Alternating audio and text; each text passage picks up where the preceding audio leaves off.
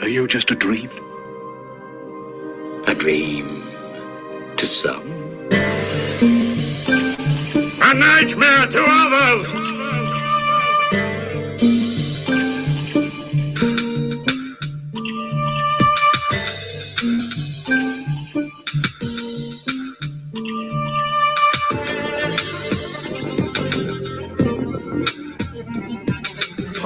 On my clock, wake up, then I drop to my knees, begging please, as time come to a freeze. Cool breeze come my way, I delay, then I say, dear Lord, what you got from me today? And he said, your daily bread, get back in bed, for the visions of your head are being fed from that angel in your stead. Then I'm led to a place where I place with the vision of the face, revelations. Carry the Alabama heart, move through big city. Use humility, literacy, reading spirit. As I spit to the earth, the steam rises from hell. With tunnel vision, eyes closed, direction I braille. Spiritual navigational system. Listen to the night rituals, epistles. Condition critical, wind kisses my physical. Just a description of my mental. This be the music that play in my headphones. How can I be alone, man? I'm in the zone. It's my job to dodge bullets, to dodge harlots, the camouflage in streets of gray and scarlet. Poverty-stricken pirates, open drug markets. Basically, all are moving targets, praying not to be hit. The superstitious don't wear red around crypts. Customs of the Roman witches, pigeons that fly out of the rhythm from the order, causing the others to be shorter. Really, niggas, the drier the soul, the more the story unfold. Right now, hell is cold, its presence is unclear. Spiritual mistakes, unthought my tears. My desire not easily seen by my peers. Play your position, master and mind your business.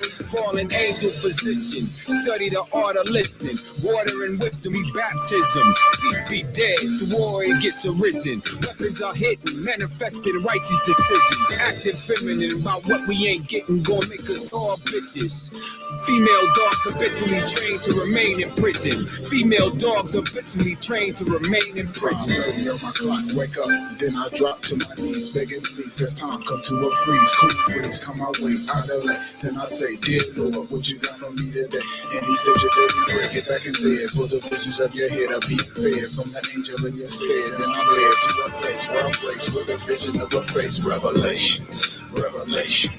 As I breathe off, bleed through my mind, yeah, I move instinctively while letting sun set. I ride your rock mind to rock sincere, as I move in the fear that had ear here from the words of austerity, meditation in the midst of movement. Who's this? Moving to the sound of music, going deeper off in the brain while they feigning spiritual. I'm working literal miracles, time moves spherical, whimsical like centrifugal forces. Tame the full horse, caught at the horseman, learn their craft, became a sportsman, learn to exhort men and the discourse of men. I serve and swerve to the course of the moon, wax and wane, though I change to remain the same. Things reveal as I move through the night sky, stay tucked in the mind to the right on my clock, wake up, then I drop to my knees, begging please, as time come to a freeze. Cool breeze come my way, I delay, then I say, dear Lord, what you got from me today? And he said, your daily bread, get back in bed, for the visions of your head are being fed from the angel in your stead. Then I'm led to a place where I'm placed with a vision of a face, revelations. Revelations.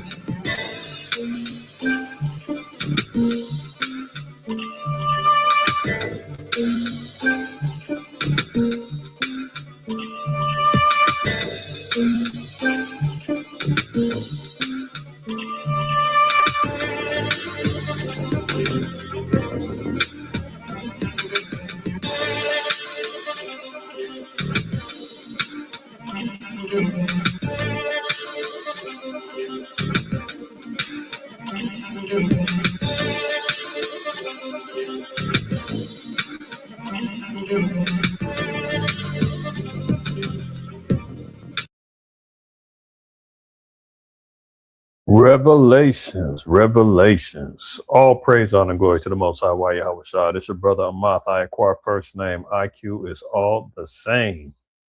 Reach another episode. DSTM. Don't shoot the messenger. That is restricted in this area. Okay. You're thinking about it, get out. But if you've been around, you know what I've been putting down. If you're not, don't get too close because you might get shot. Here for another episode, man. Hopefully y'all ready. Man. We got a good one. All praise, honor, and glory to the Most High. Blessed about to everybody that's in the house and that's been supporting the channel and everything that we've been pushing over here. Shabbat shalom to who we got in the house, man? My man Naquab in the house, brother Ron in the house. Shemai, I see you got your Wi-Fi back up. All praises. Welcome back. Welcome back. All right. My sister Rosemary, blessings to y'all out there in London. Who else we got? My man Kohath in the house, of course. Why would I even doubt that you in the house, bro? I know you in the house. I know you in the house. All praises, man. My good brother Allah died in the house. Elder Rashaf in the house. Anybody and everybody else, man, that ain't came in and tapped in, man, shalom to y'all, man. Shalom to y'all as well. Getting ready for the blessed feast of dedication that's coming up, Ashar Kanak, to all those that's going to be celebrating this evening with us, whether you're physically here with us or in the spirit. We'll be also on our affiliate brothers channel, Believers of the Way, BLW, tonight 7:00. If you're not tapped in with the brothers channel, man, tap in over there. We'll be holding class with them and the feast with them this evening. So all praises for that. But other than that, man, hopefully everybody's doing well, man. As I say, doing as well in the land of hell as we're all trying to maintain a tight grip on everything that's going and moving fast in this place. Fitting song that we put on today, man, Revelation, which means revealing. And a lot of things are being revealed as we, constantly looking at these current events and seeing what's happening going on in the earth, man. If you're blocking out the noise with the chit chat and the spattering that goes back and forth, and within our community, it's always cyclical. There's always times when we get the button heads, when we get tired of feasting on the other doctrines that's out there, be it Christianity, Islam, be it Catholicism, be it voodoo, witchcraft, whatever the case may be, atheism, you name it. We eventually find means to start gnawing at each other, as young lions looking for prey. But if you're not focusing in on those particular aspects, the world is still moving around, man. And there still are enemies and there still are oppressors who are continually looking to take us out. And if you're not paying attention, you might get taken out, right? So let's stay locked in. Let's stay focused, man. U.S. military, many of y'all seen it and heard about it, man, pulled up on a Venezuelan oil tanker, seized it. And of course, Agent Orange says, oh, spoils of war. Oh, not necessarily, he didn't say that, but he says, hey, as a provocation for war, he says, well, guess what? We're going to keep this. Haven't we been saying this all along, that this whole so-called drug war that's going on between the U.S. and Venezuela has never been about the drugs. It's always been about the resources and the assets that Venezuela presents, which is oil, gold, and precious minerals that they have over there. Because you got to think about it, man. All of these years that the war on drugs has been happening, dating back, as far as I can remember, and it may be, maybe longer than that, but I know Ronald Reagan had the DARE program, and he was declaring war against drugs, and then you had the Oliver North situation and Nicaragua, and you never really heard Venezuela being involved in the drug trade. All of a sudden, Agent Orange pops out and says, hey, these guys over here trafficking drugs. This is the biggest hub of, forget Pablo Escobar and the Colombians, and forget about all the multiple cartels in Mexico. Forget about China and the fentanyl. Forget all of a sudden this little old Venezuela, that's big old bad wolf that's trafficking these drugs in here, man. Are we supposed to believe this? Obviously not, because we've been hearing about and knowing about. And if y'all remember, maybe a couple months back, I played a clip of Agent Orange talking about he wasn't president at the time, but he was on record saying that, and if we had got to Venezuela, they got a lot of oil. I would have took it all if I was president. And here he is. Now he's going out seizing oil tankers, let alone bombing fish boats. That we've yet to find any evidences that there was drugs on these boats, drug money, drug traffickers, anything. We still ain't seen or heard none of the above. They're killing anybody that survives. Oh, excuse me, unaliving anybody that survives these particular blasts. They've had accounts where they're bombing these boats, and men are still holding on to scraps of the boats, and they go and double back for another bombing. So we know that's not the case. Even outside of that, that's why I said, man, hopefully y'all are ready, man. You strapped in, because we got a lot to discuss today. Hopefully, you ate your Wheaties and all that, but multiple other wars is breaking out, man. You got Pakistan and Afghanistan going at it, Cambodia and what was it, Cambodia and not Vietnam. I gotta double back. We're gonna make sure I get it. Just had a brain fart, as they said. But Cambodia and another Asian nation, they're going at it right now. At the same time, the peace deal as far as Ukraine and Russia is concerned, you can forget about that. Trump done doubled down and said, well, we're going to give you until Christmas. Last month, it was Thanksgiving. Why does he keep targeting these folly days as deadlines? Y'all remember last month, he said, we're going to give you until Thanksgiving or we're going to pull out. Well, that didn't happen. And we see that there was no peace deal that was agreed to. Now he, comes back. Well, I'm going to give you till Christmas now. I mean, true taco behavior. Trump always chickens out. Isn't that what they say?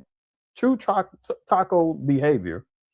So now it's you've gotten till the birth date of our Lord and Savior, Jesus Christ. Let me stop. Now you got until December 25th to sign the deal, or he's gonna pull out support, and he's gonna stop with the radar and the navigation systems helping them. Cambodia and Thailand. There you go, Ashar, at the water, my brother. He's giving them another deadline, so that's another war that hasn't ceased and is continuing on, right? I'm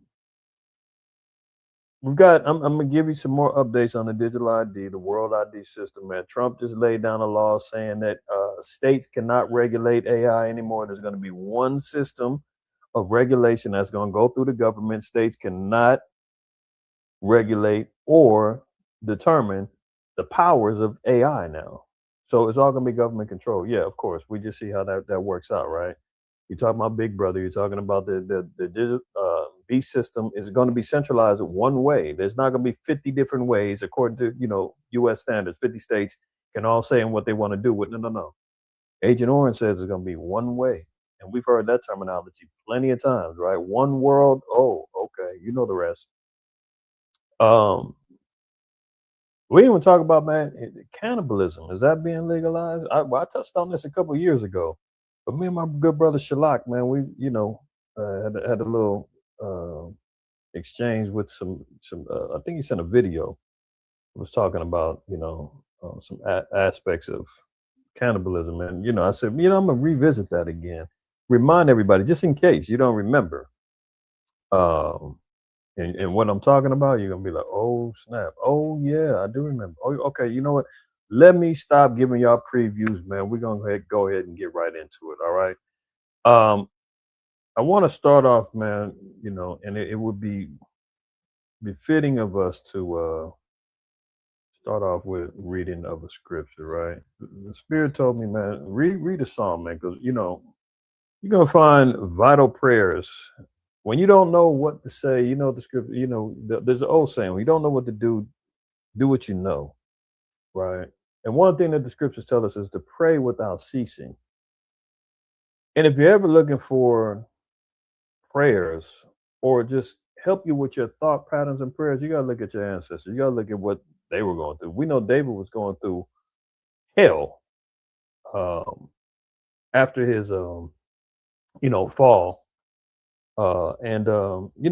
He had to organize and create prayers and songs for to the Most High. Now, this one in Psalm 17, I thought was kind of fitting, especially in the times that we live in it right now. All right. We're gonna read the whole thing, then we're gonna get to some other scriptures, then we're gonna get into this PowerPoint.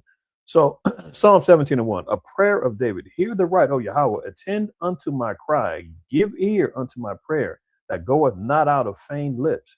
Let my sentence come forth from thy presence. Let thine eyes behold the things that are equal. Thou hast proved my heart. Thou hast visited me in the night. Thou hast tried me and shalt find nothing. I am proposed that my mouth shall not transgress. See, that's verse 3 is a cold one, because David was in operation mode of pure repentance, right? And he was trying to acknowledge to the Most High, hey, you know what? I might have messed up, but I'm on point now. Remember, I'm a man after your own heart. He said, you're trying me. You're not going to find that I'm in error. That's the goal of where we're trying to reach. You know, Yahweh said to be ye perfect as I am also perfect. He told us to be blameless, you know, even as the office of a bishop or a leader, being blameless, you know, it's a hard thing to strive for. You know, we're battling in this flesh, and this carcass known as the flesh, man, that's holding a spirit that desires to do right. Hopefully, I should say that. Hopefully, the spirit that desires to do right for all of us. But you know, that's what we're trying to do. So verse 3 is inspiration for all of us, right? Verse 4, concerning the works of men, by the word of thy lips, I have kept me from the paths of the destroyer. Hold up my goings and my paths, that my footsteps slip not. See, you thought the Most High didn't speak slang? He said, man, hold up my path so that I don't get caught slipping. That's what that means. So hold up our goings. You know, in Proverbs 3, verse 6, it says, trust in the Lord with all thy heart, and he'll direct thy paths. So verse 5 is letting us know we have to trust in the Most High in all things and let him continually direct our paths. Don't be willful, forward in your thinking, prideful, arrogant, right? Thinking that we know more than the word of the Lord. The Lord gave us everything that we need within this book, man. If we follow the instructions, we'll be okay. That's why the acronym of Bible is basic instructions before leaving earth. This book is our guideline. This is our manual and how we take care of our bodies, our spirits, our brothers and sisters, our nation, so forth and so on. You know, we always make the analogies of everything comes with an instruction manual, from electronics to your car, you know, all of the damn agreements that we got on these apps, on these phones that you got to agree to, and everything comes with forewarnings and information and understanding on what you're getting into. For us, it's a covenant, right? We came into the covenant of the Most High, the law covenant, the blood covenant, the covenant of circumcision, so forth and so on, right? These are the things that the Most High said, you're being held to a particular standard. Hold fast to it, trust in this, and I'll direct your paths. I'll make sure everything is straight for you. Otherwise, your footsteps will slip. Verse 6, I've called upon thee, for thou wilt hear me, O Yahweh. Incline thine ear unto me and hear my speech. Show thy marvelous loving kindness, O thou that savest by thy right hand, them which put their trust in thee from those that rise up against them. Keep me as the apple of thy eye. Hide me under the shadow of thy wings from the wicked that oppress me. Verse 8 and 9 has got to be in our memory banks at all times, because it definitely is a controlled opposition that is coming to seek out and destroy Blacks, Native Americans, and Hispanics, otherwise known as the Israelites, the children of the Most High, right? The chosen people of God, the true Jews. Hide me under the shadow of thy wings from the wicked that oppress me, from my deadly enemies who compass me about. You know, when we look at some of these, we're gonna look at some of these particular articles, right? And I did a DSTM of I don't know how long ago it was, but I said, and the title of it was, you know, Trump declares war on blacks and browns, and gave you, you know, articles and information and seeing how he was waging war against Venezuela, waging war against, you know, threatening Colombia, Nigeria. We see in the homeland everything that was going on with ICE, so forth and so on, right? Now we're seeing it again. You're going to see the same pattern that's continuing. He's expanding to Cuba now. He's waging war against everybody except for his own damn people. You see him now, he's slowly trying to back out the Ukraine situation, but eventually it's all going to catch up to him. We're going to see that in a little bit. But let me finish this up. They are enclosed in their own fat. With their mouth, they speak proudly. They have now compassed us in our steps. They have set their eyes bowing down to the earth, like as a lion that is greedy of his prey, and as it were a young lion lurking in the secret places. Yeah, 1 Peter 5:8 tells us the same thing. Be sober, be vigilant. Was your adversary, the devil, walketh about like a roaring lion, seeking whom he may devour? We got to stay. Vigilant, right? Verse 13. Arise, O Yahweh, disappoint him, cast him down, deliver my soul from the wicked, which is thy sword. From men which are thy hand, O Yahweh, from men of the world, which have their portion in this life. See, that's how the Most High even, and it shows you how the Most High even uses and manipulates these nations to even impose, his will and his judgment on us. That's why we got to repent. That's why we got to make sure that we're staying on point, right? It says, "Oh Yahweh, disappoint him, cast him down, deliver my soul from the wicked, which is thy sword. From men which are thy hand, O Yahweh, from men of the world, which have their portion in this life, and whose belly thou fillest with thy hid treasure. They are full of children and leave the rest of their substances to their babes." Yeah, that's the generational wealth that the so-called white man gets. That's white supremacy at its fullest, When you're wondering if there's systematic oppression, if you're seeing how they pass down wealth and land and businesses and corporations to their people, that's how they do it. We don't even get financial literacy knowledge in our nation. Everything that they've stolen, they've been able to pass it on down. That's why when you get certain whites in other nations, man, that hear our plight and hear our understanding regarding history, prophecy, judgment, so forth and so on, they always say, well, it wasn't us. I wasn't there, but you're complicit and you're also aiding and abetting criminal activity. You have profiteered off of the actions of your ancestors and did nothing about it. So sometimes now you do see the white guilt, man. They run out there and they want to protest and all of that. But at the end of the day, it's of naught, because the Most High's judgment is still going to stand. Verse 15, as for me, I will behold thy face in righteousness. I shall be satisfied when I awake with thy likeness. So that's what the Most High wants for us to do. Okay. Let's start it off. And let me blow this up. We're going to start off with this video. And let's look at the actions of America. After this ad, come on. Tensions are rising off the coast of Venezuela tonight after U.S. military forces boarded and seized an oil tanker earlier this morning. It marks a major escalation following weeks of American raids on suspected drug boats in the Caribbean. The operation started before dawn as helicopters closed in on the tanker, a vessel called the Skipper. Special Operations Forces rappelled onto that deck and took control. The mission involved Coast Guard and Marine units launching from the USS Ford aircraft carrier. While the U.S. has targeted alleged drug boats for months, this is the first time the administration has gone after oil, Venezuela's main source of revenue. Oh, now we see there it said they were going after drug boats. This is the first time they've gone after oil, which is the main source of revenue for Venezuela. So clearly we see what's going on here. As you probably know, we've just seized a tanker on the coast of Venezuela, large tanker, very large. Largest one ever seized, actually. And other things are happening.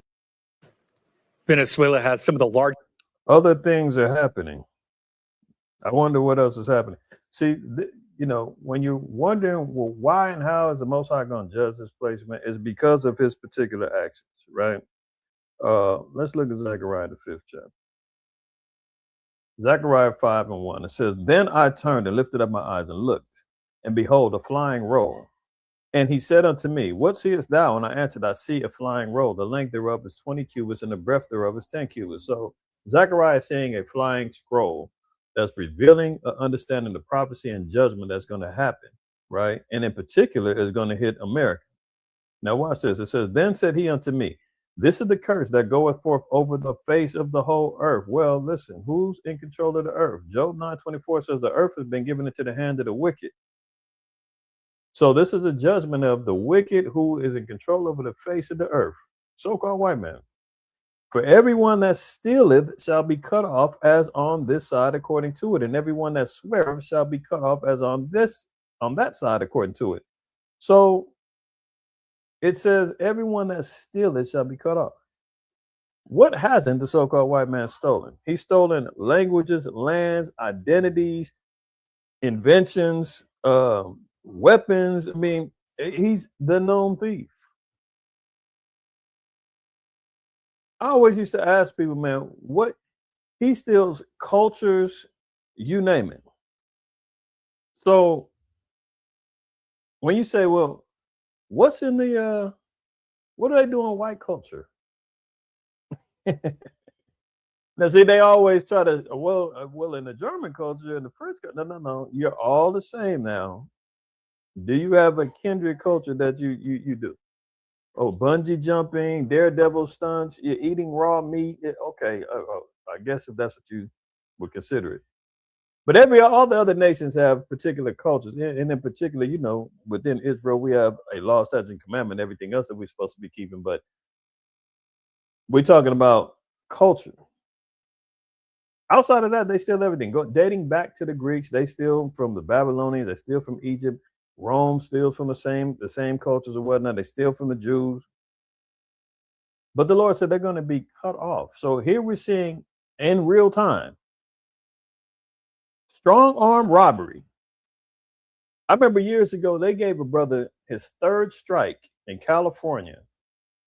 Third strike out here means if you have a third felony, violent felony, or whatever the case may be, you were subject to life in prison. He got his third strike for stealing a piece of pizza. Now, we're seeing a nation in real time, military dropping troops onto the damn oil tanker, seizing a viable monetary asset of another country with no real provocation, no real understanding as to why. It's supposed to be a war on drugs. They're going to double back and say, well, the money from the oil is tied back to them being able to purchase drugs. They're going to make up some lie. Same way they do like civil asset forfeiture and that whole thing. We talked about that before. Now it says, and everyone that swears shall be cut off as on the side of. Now, watch this. I will bring it forth, saith Yahweh of hosts, and it shall enter into the house of the thief, and into the house of him that sweareth falsely by my name. Sweareth falsely by my name. Even though God is in the name of the Most High, but to the nations, they do believe that. Here is the place that you were on stolen land, and in the same land, they endorse it by saying, in God we trust. Swearing falsely. When the president gets sworn in on the Bible, what do? They throw that out. They don't follow no laws of the Bible at all. All the senators and government officials, they all taking particular vows and oaths falsely, right? And it says, and it shall remain in the midst of his house and shall consume it with the timber and the stones thereof. So this is going to be the judgment that happens to this place. Why? Because they swear falsely by the name of the Most High, and they live off of thievery and robbery.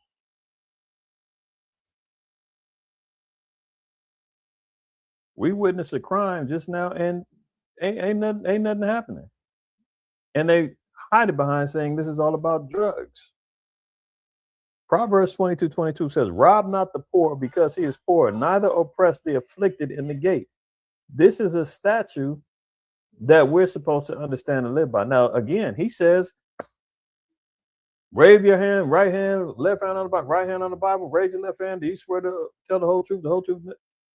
Do you swear to defend this nation against all enemies, foreign and domestic? They go through all of that, right? Swearing on the Bible, but never open it up to look at this and say, Proverbs 22:22 says, rob not the poor because he is poor. Everybody knows that Venezuela is a struggling nation with high inflation, full of poverty. I've showed y'all the video. You've seen them. The money is worthless. They're out there making bags and purses with the money. I've shared testimonies of people saying, they have rations with water, electricity. They got rolling blackouts over there just to maintain. A lot of the people out there trying to creating their own diaspora to either come to America or South America because they need better jobs, opportunities. Everybody knows that Venezuela is an impoverished country. Not only them, Colombia as well. Now, don't get me wrong. In all places, there's a rich and poor dynamic. But the majority of the people there are poor and impoverished.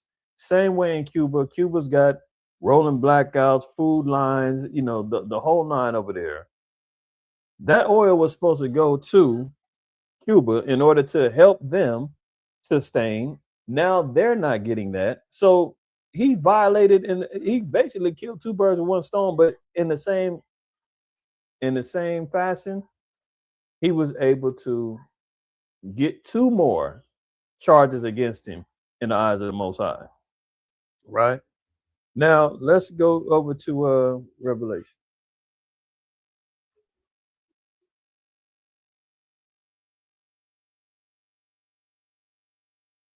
Revelation 22:14. Blessed are they that do his commandments, that they may have the right to the tree of life and may enter into the gates into the city.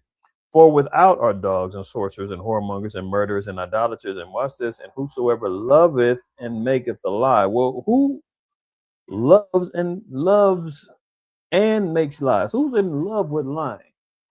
We've talked about it on a number of occasions, seen the scriptures in Revelation 12:9, where it says that, where the Revelation tells us that this is Satan, the great serpent. You know what? I don't want to misquote it. Let's go there. Revelation 12, verse 9. And the great dragon was cast out, that old serpent called devil and Satan, who deceiveth the whole world. He was cast out into the earth, and his angels were cast out with him. Revelation 13, I believe in verse 4, tells you that this last beast, Rome, which is America is an extension of Rome, power was given unto him via Satan. And what's their motivating force? Deceit.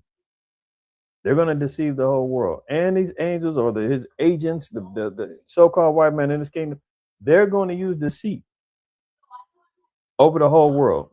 Okay? Now,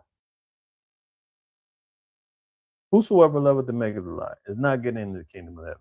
Right? Now we're seeing it. Okay? Because what? He says about drugs, but now they're going after the oil, they're going after money. We know that it's not about that. Venezuela is not even the biggest, drug trafficker. They're creating this whole frame. Remember Trinidad de Agua? Oh, this is the biggest threat drug gang in the Western Hemisphere. We got to get rid of them. They've invaded America. They're holding citizens hostage in Colorado, and this is all theater. This is all narratives that's being painted so that America can move forward with their agendas of dominating these poor countries that have resources that America wants access to. And they're going to do whatever they can to get it. Now, in fairness,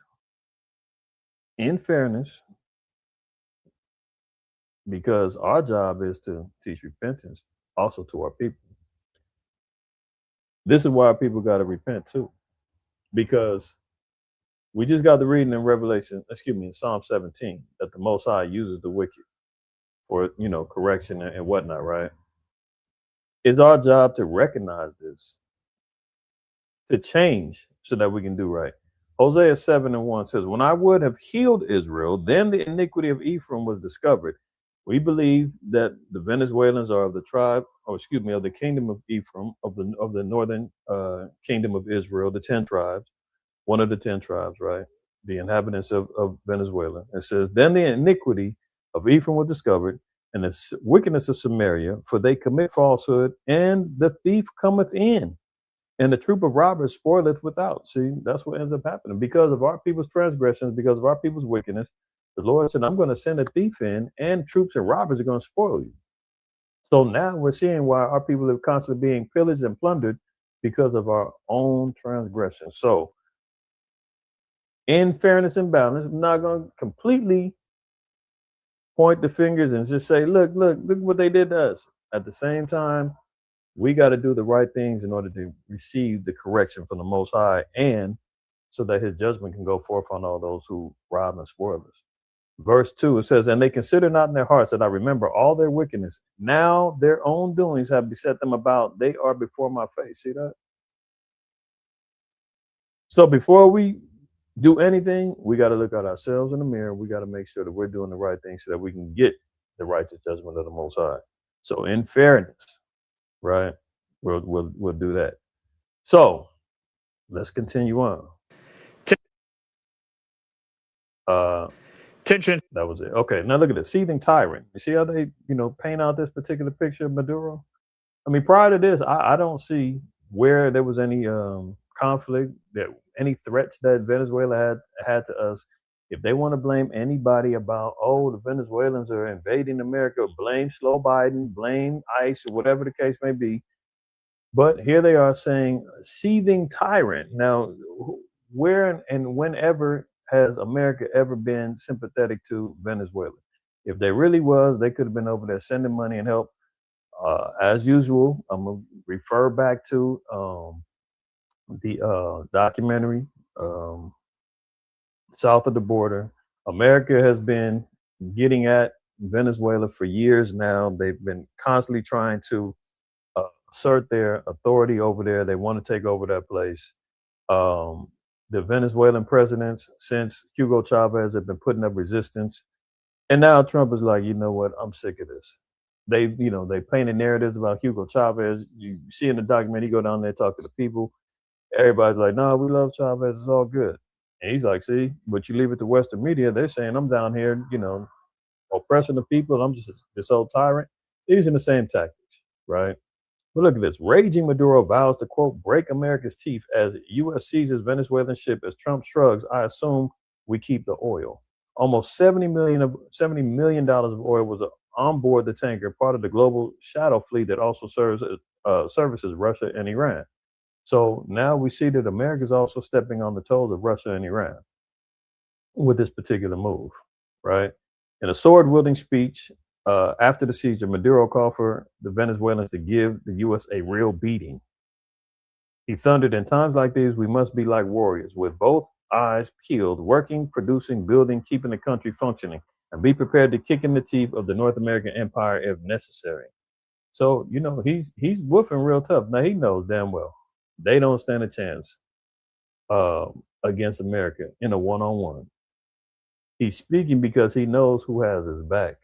Russia, Iran, China, all have given him assurances that they will help in times of war. Now, whether that means troops on the ground, last week we had an article that said that there was already Russian troops on the ground. Are they there just training? Are they there to prepare and fight side to side? I believe it's more on the training aspect, supplying them with the weapons necessary. There's even, speculation, or I seen an article that was questioning whether or not they had nukes, or were they given a nuke? Do they have? Are the Russians hiding nukes down there?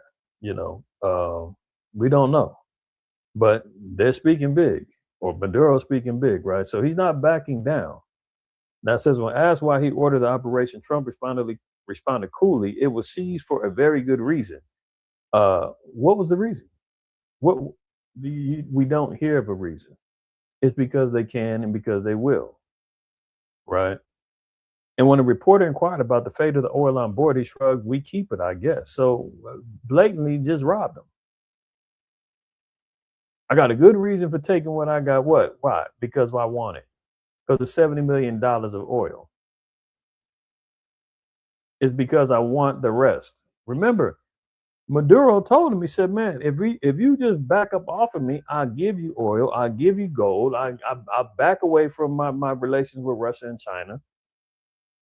But that wasn't good enough. Wasn't good enough, man. So here we see the thief on the move, man.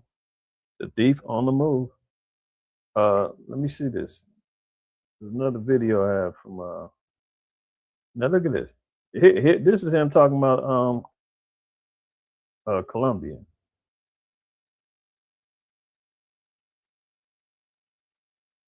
So the president of Colombia, who you call a drug dealer? No, I haven't really thought too much about him. He's been fairly hostile to the United States, and I haven't given him a lot of thought. He's They asked about the president of Colombia. They said he'd been fairly hostile to the United States. What actions of hostility has the Colombian president done to America? Physically, politically, nothing. The fact that he spoke out and said, hey, what you doing to Venezuela ain't right, man. You over there, bullying and taking things that ain't yours, this, that. That's acting hostile, man. If you don't agree with Agent Orange, if you don't agree with the dictatorship and the monarchy that's being ran over here, man, he's like, hey, if you ain't with me, you against me. Remember, that was George Bush's old motto. Either you're with us or you're with the terrorists after 9/11. Lines in the sands was drawn. If you're not rolling with the beast, if you're not rolling with this great whore, if you don't want to come in and wrap your lips around the poison teat of this broad, then you're considered an enemy. So he's saying, hey, he's acting hostile towards us. Where, when, and how? Ain't nobody in fear or fearing that Colombia is a threat to America. Knock it off. But he's going to have himself some big problems if he doesn't wise up. Colombia is producing a lot of drugs. They have cocaine factories that they make cocaine, as you know, and they sell it right into the United States. So he better wise up, or he'll be next. He'll be next too. And I hope he's listening. He's going to be next. Yes. You see how this dude he be whooping, man. He be whooping, he's trolling, and he be talking big stuff. So now he's saying, oh, we know you got drugs over there too. I mean, hey, look, why don't you just go to war with every country that's got drugs in? Start here first. Start here first. How about the poppy fields and all that was going on in Afghanistan, where the heroin is coming from? Again, China with the fentanyl, Mexico, you got drugs going on, hashish in the Middle East. I mean, what are you talking about, man? But if you got something that he wants, he's gonna come get it. And using the mere excuse of, well, they got drugs over there. They got a lot of drugs and cocaine. I mean, I don't know, but I'm probably asking the wrong audience, but is cocaine still being used like that? I mean, all I'm hearing about is fentanyl, the pills. I mean, you don't even hear about cats doing crack no more. It's heroin, pills, lean, and all this other stuff. All the mood altering drugs, the Xanaxes, and all of the Edomite housewives sitting back sipping wine and popping pills all day. That's the drugs that I'm hearing about. I mean, who's still sitting back sparking up a crack pipe? I don't know. Maybe I'm out of touch with that, but ain't nobody talking about no damn cocaine. He's acting like this damn the 80s with Escobar now.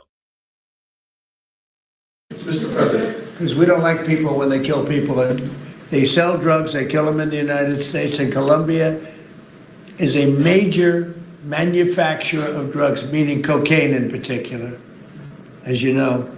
I thought the threat was fentanyl, heroin. Now it's cocaine. Okay, let's move on, man. Let's move on. Look at this. Cuba on edge as the U.S. seizure of oil tanker puts supply at risk. I mean, we've been covering and talked about the plight that Cuba is facing. Cuba's been in a situation, man, where they've been in situations of rationing food, power, water. Excuse me. Economically, the place is completely shut down. Let a hurricane or let anything come through there, man. they always takes them months and even years to recover because they don't have the resources there. They've been on uh, sanctions with America since the Cold War. So America's cut them off from even surviving and telling anybody, hey, look, you deal with them, man, you got to deal with us. Same way they did with Venezuela because of their relationship with Russia, relationships with China, so forth and so on. It's these other countries, man, that's holding them up. So look at this. A U.S. move this week to seize an oil tanker out of Venezuela is poised to make a bad situation worse for a crisis-stricken Cuba already struggling to source enough oil to power its ailing economy and electrical grid.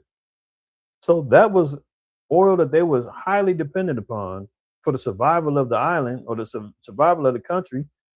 And America just stepped in and said, no, that's not going to you. I'm taking that. Waging war against blacks and browns. How about that? Killed two birds with one stone. Man. The communist-run nation, a nearby neighbor and longtime foe of the United States, suffers daily hours-long rolling blackouts that have decimated productivity and tested the patience of exhausted residents. Cuba depends on Venezuela's crude and refined products transported to the island by small vessels and a small fleet of sanctioned tankers for a large portion of its consumption, according to shipping data and analysts. I've seen, I forgot what channel it was, but it was one of these cats, man, that does a traveling channel. He was down there in Cuba. And it's amazing, man. Our people are so resilient and resourceful, and living in the and that's a gift and a curse too, because that sometimes prevents us from repenting. Because when our people are living in hell and they've been able to make it through, like we've got the ability to adjust. When the heat gets turned up, we just take off another layer of clothes and we still sit back and play and laugh and act like it ain't nothing.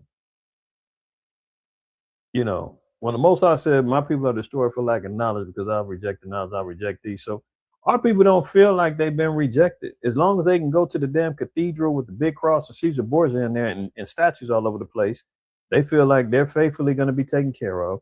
They go outside barefoot and playing, their kids running around, still kicking old dusty soccer balls. And, as long as they're able to still pull together resources to eat and feed each other and, can afford a little room, they're all right. And then when you tell them, hey, look, you got to repent, this ain't right. Oh, get out of here. No, that ain't the way. Oh, you're desecrating, the true image of our Savior. Oh, no, we don't believe everybody should, people don't have to be punished for what they done. We all living in the glory of Christ. Like the religious hegemony that's ruled over our people, these denominations, demon nominations, Catholicism, Christianity, Seventh-day Adventists, Jehovah's Witness, all of the above have spoiled our people rotten, man. I'm telling you, I watched this video. I mean, our people, you can see they're impoverished for sure, but they still got smiles on their faces. They still living like ain't nothing changed, man. So Cuba now is in dire straits because of this oil being restricted from them. And now we got to see what happens when they get to suffering, right? So let's continue. Now look at this. This is why it's a very interesting thing. Now, Pete Hegseth is the head of the Department of War now. He's been appointed head of the Department of War under Trump's administration in 2025, right? But here's the video of him in 2016, Slovakia. 2016, where Agent Orange was sitting again on the throne, and Hegseth was against Agent Orange. See how that works, man? These guys are complete devils and hypocrites. 9 years ago, he's warning about Trump issuing unlawful military orders. Hey, this guy's gonna get in there. He's gonna start. If he's gonna start trying to issue unlawful military orders, you resist it. We don't follow those, and you got every right. And now he's the one carrying them out. I can show you better than I can tell you. Here we go. I do think there have to be consequences for abject war crimes. If you're doing something that is just completely unlawful and ruthless, then there is a consequence for that. That's like bombing fishing boats, killing Venezuelans, killing Trinidadians, seizing oil tankers for no good reason outside of we've got a good reason, or those type of war crimes, maybe. Oh, okay. why the military said it won't follow unlawful orders from their commander-in-chief. There's a standard, there's an ethos, there's a belief that we are above what so many things that our enemies or others would do. Andrew, I know you reached out to the White House, you reached out to the Defense Department, or as they now call themselves, the Department of War, about that. So this is so cold because, you know, the internet is undefeated, man. The internet sleuths would go dig up something 9 years ago. Somebody found this video and it went viral. They sent it to the news outlets. The news outlets is reaching out to the White House and HECSF like, hey, what do you got to say about this? You know, some years ago, you was quite opposite of what you're doing now. This video, what did they tell you? Yeah, Aaron, we did reach out to both the White House and the Pentagon about this newly surfaced video that we found. Now, Kinsley Wilson, that's a Pentagon spokesperson, told us that HECSF has been clear and made clear there are already procedures for unlawful orders, telling CNN, quote, the orders being given to our military under President Trump are full, and the despicable video of Seditious Six urging our troops to defy their chain of command was a politically motivated influence operation by elected officials aimed at sowing distrust and chaos in our armed forces. We also reached out to the White House, Aaron, and in a lengthy statement to CNN, Anna Kelly, that's a White House spokesperson, said that HECSF has been entirely consistent in its position then, and added that Democrats are trying to deliberately manufacture doubt where none exists. They told us, quote, these lawmakers sow doubt in a clear chain of command, which is reckless, dangerous, and deeply irresponsible for an elected official. It's asinine. It's the Democrats. The Democrats is creating a false narrative. Everything that he said, he's consistent with. There's nothing illegal going on here. Everything's fine. And, you know, listen to the commander-in-chief. What he says goes. That's what HECSF says now. That CNN cares more about the secretary's uncontroversial remarks than those of elected officials who are putting military service members in harm's way by telling them to... All right, enough of this guy, man. I'm about to throw it up. Look, this is another thing. As to why we can see America is going to get their butts handed to them. See, the Most High is like the biggest, you know, you talk about the feds, man, collecting evidence, making a case, RICOs and all that other stuff, man. He's just sitting back looking at everything and building up the case against America. Proverbs 11:9 says, a hypocrite with his mouth destroyed his neighbor. So, when you hear words and you see what happens with Pete Hegseth, Agent Orange, Slow Biden, all of them, all the hypocritical things that they've done and said, Obama, all of them, right? When they say one thing, do the other, is only building up a reputation of destruction. They're the ones that's going to cause this place to get destroyed. Thus saith the Lord. But through knowledge shall the just be delivered. So this is why we take note and knowledge of what's going on, how this place is going to be served up on a platter because of what they do, what they say, and the actions that they take. Now let's continue on. Here's another one. Trump's blistering national security plan slams European allies as, quote, weak and goes full America first. Now this is prophetic. This is prophetic. We're going to see in a minute. So if you're hurt in an accident, call Sweet James, 800-9-million. Come on. I'm Atra El-Nashar in Washington. President Trump laying out his national security goals in a new memo that puts new focus on the Western Hemisphere. This comes as some of the president's supporters say he's straying from his America First vision.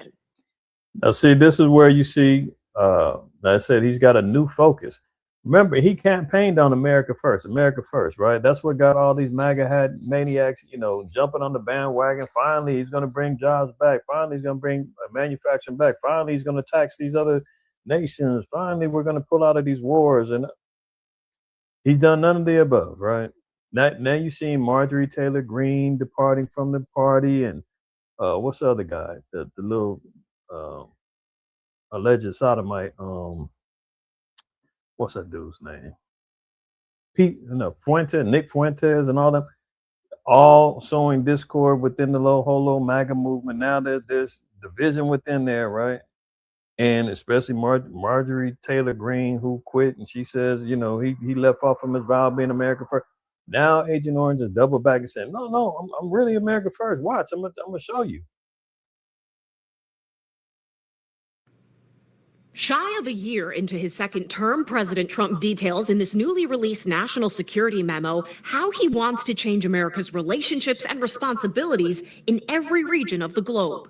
The president's top priority is connected to his months of strikes on alleged drug boats. Very soon, we're going to start doing it on land, too. Look at that. You talking about Agent Orange. Good Lord. All right. I couldn't help but notice that. Trump's memo states, after years of neglect, the United States will reassert and enforce the Monroe Doctrine to restore American preeminence in the Western Hemisphere. If you're focused on America and America first, you start with your own hemisphere where we live. A big part of this is creating a larger U.S. military presence in the Western Hemisphere, particularly the Navy and Coast Guard, to control sea lanes, to thwart illegal and other unwanted migration, to reduce human and drug trafficking, and to control key transit routes in a crisis. Another tactic? Tariffs. The president says he's prioritizing what he calls commercial diplomacy to boost American commerce while making it harder for non-hemispheric competitors to increase their influence in the region. And the White House says we should make every effort to push out foreign companies that build infrastructure in the region. The Trump administration says all of this is part of their America First strategy, but even some of the president's own supporters argue he's too focused on foreign affairs. America First should mean America First and only Americans first. Where the Trump administration wants America to shoulder less responsibility is Europe, claiming the continent is in decline in part due to migration. They also accuse European leaders of having unrealistic expectations for peace in Ukraine and argue NATO should stop expanding. Now, you hear what they're saying. They've got big problems with Europe. He said Europe is weakening because of migration. They think NATO needs to stop expanding. So we're seeing a dynamic where America and Europe now are not seeing eye to eye anymore. Why is that? Why is that important? Why do we say that is prophetic, right?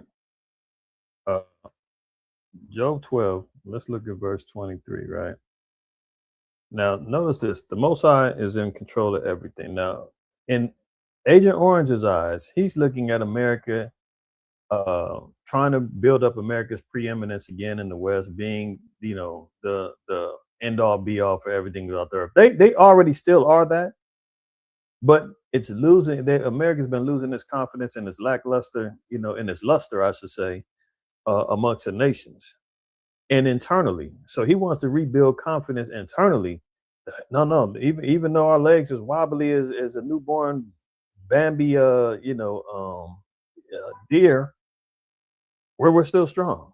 But look at this. It says the Most High in Job 12:23 says, he increases the nations and destroyeth them. So if anything, this is all setting the stage for destruction of America, because as he's looking at increasing his power, his influence, he's looking at robbing and stealing from other nations. He's looking at asserting his dominance over Europe and trying to be the boss and telling them what they're going to do. The Lord said, okay, yeah, if you're being increased, it's only so that you can be destroyed. He enlarges the nations and straighteneth them again. So the Most High is in control of everything. So even when it looks as though America is dominating or nations are becoming more problematic, the Lord said he's going to straighten them out. Verse 24, he taketh away the heart of the chief of the people of the earth and causeth them to wander in the wilderness where there is no way. See, Trump is the chief of the people. America is the central hub of control of the earth. We know America, this is the great whore, right? All the nations are drunken off the wine and the fornication. They all come over here because they want to associate themselves and be affiliated with America. He's a mouthpiece of the world. And the Lord said he's going to cause everyone, this place is going to be desolated and destroyed. He said they're going to be wandered in the wilderness where there is no way. There is not going to be any getting out of this. So let's stay in Job. Let's read verse 30. In verse 1, that's all we know. We're talking about the so-called white man. Job 30, verse 1, it says, but now they that are younger than I have me in derision, whose fathers I would have disdained to have set with the dogs of my flock. When it's saying younger than I, meaning because we know Esau was the older, Jacob was the younger, right? We ain't talking about through age. We're talking about through the spirit of our knowledge and wisdom, understanding the covenant and everything that the Most High has blessed us with. They are inferior to us. Remember, the Most High said, one people shall be stronger than the other people. That's us, right? So we are stronger. We're above these other nations, in particular the so-called white man. He said, I would have disdained to have them sit with the dogs of my flock. Why? Because they'll steal the dog's food. Dare I say, he might even try to have relations with the dog. Verse 2, yea, whereto might the strength of their hands profit me, in whom old age was perished? For want and famine they were solitary, fleeing into the wilderness in the former time, desolate in ways. Yeah, because until 333 BC, man, the so-called white man was nothing. Edom was latching on, creating alliances with Moab and Ammon, being mercenaries, man. During the dark ages, they got shut down, had to flee to the caves. Verse 4, who cut up mallows by the bushes and juniper roots for their meat? They were driven forth from among men. They cried after them as after a thief. See, they were driven forth from among men. They were outcasted, man. All of the nations have a problem with the so-called white man. And all of them are crying thief. I remember a couple years back, man, you had who was the president of Turkey, a Trojan, man. He said, look, everybody hates America. He said, we just tolerate them because we have to. But we don't like them. And they all are saying, man, what do you think Venezuela's saying? They're crying after him as a thief. What do you think Cuba's saying? Crying him after as a thief. What do you think Haiti is saying? Crying him after a thief. The Native American community, crying after a thief. Afghanistan, you name it.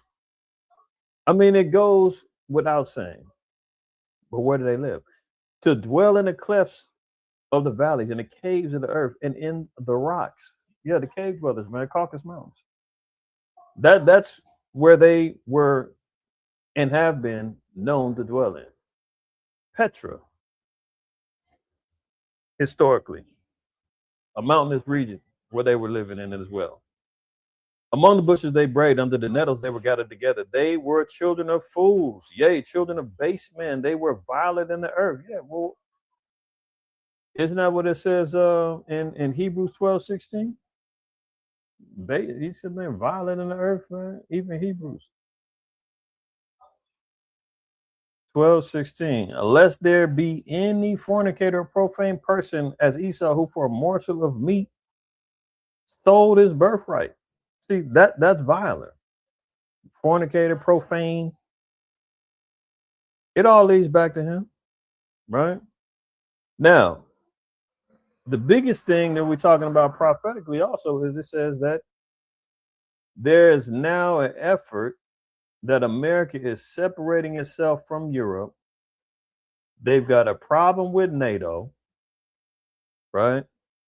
And now we're seeing where this comes into play. Revelation 17:16. And the 10 horns which thou sawest upon the beast, these shall hate the whore. Well, who are the 10 horns? Let's jump back over here. The 10 horns are the European Union and NATO, right? We'll cover that in a minute, a little bit more.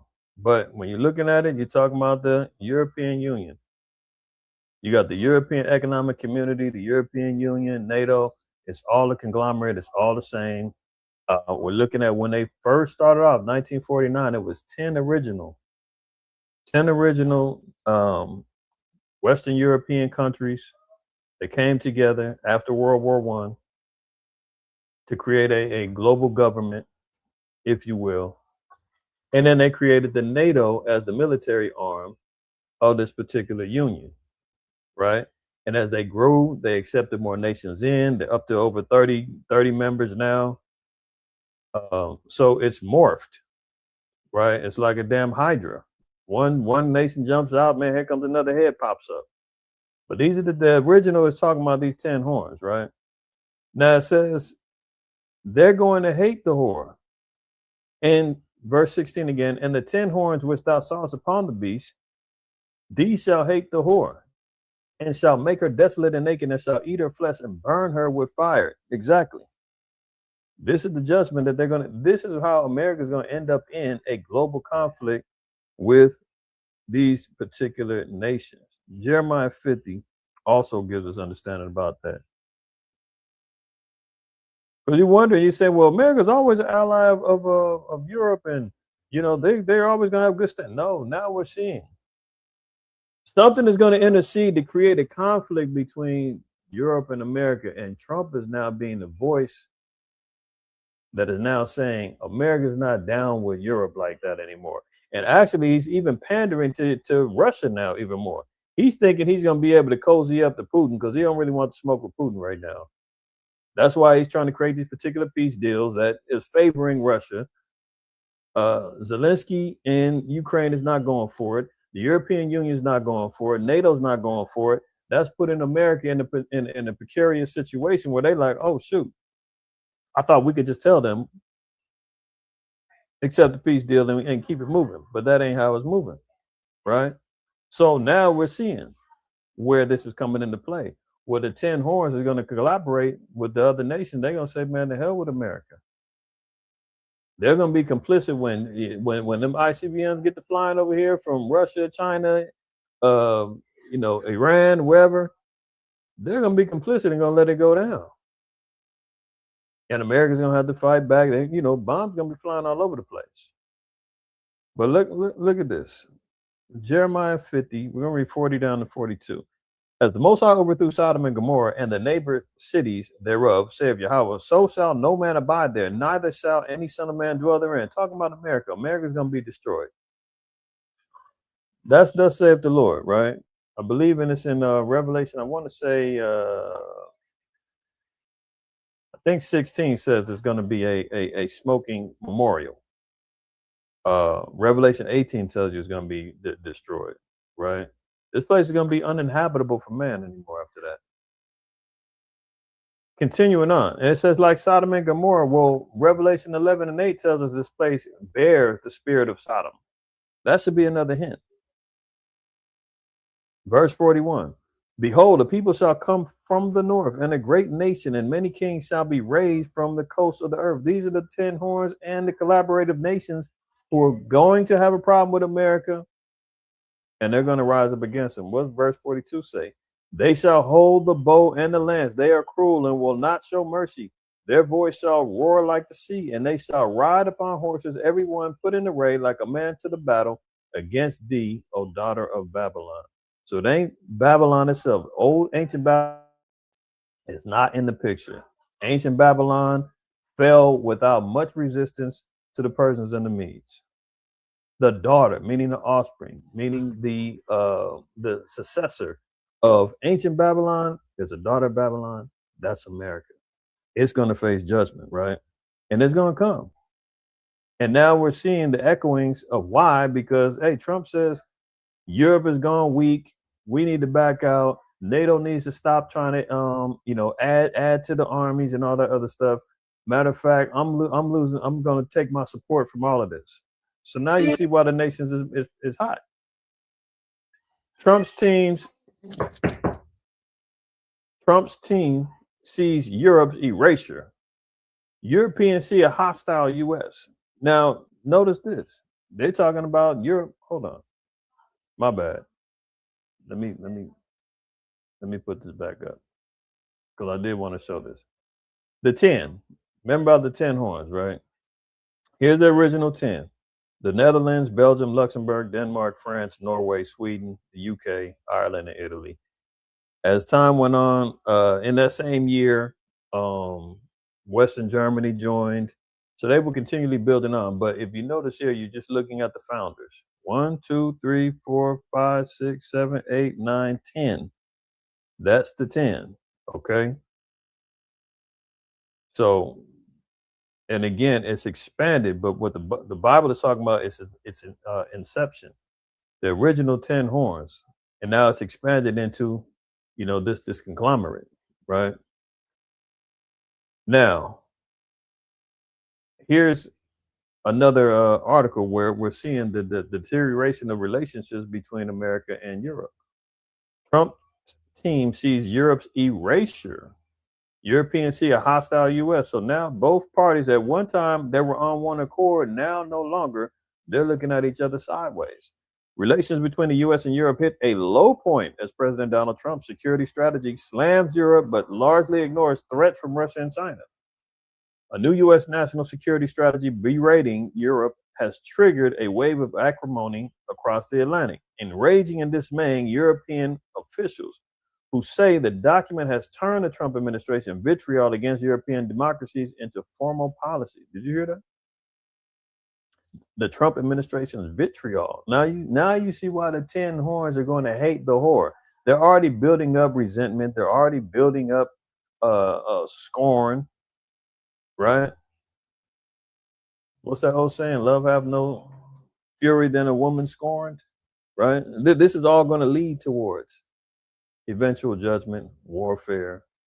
We talked about the seals the past couple of weeks. Right now we're embarking on the fourth seal. We're pretty much, already kind of lining up into it regarding, the scales of judgment, famine.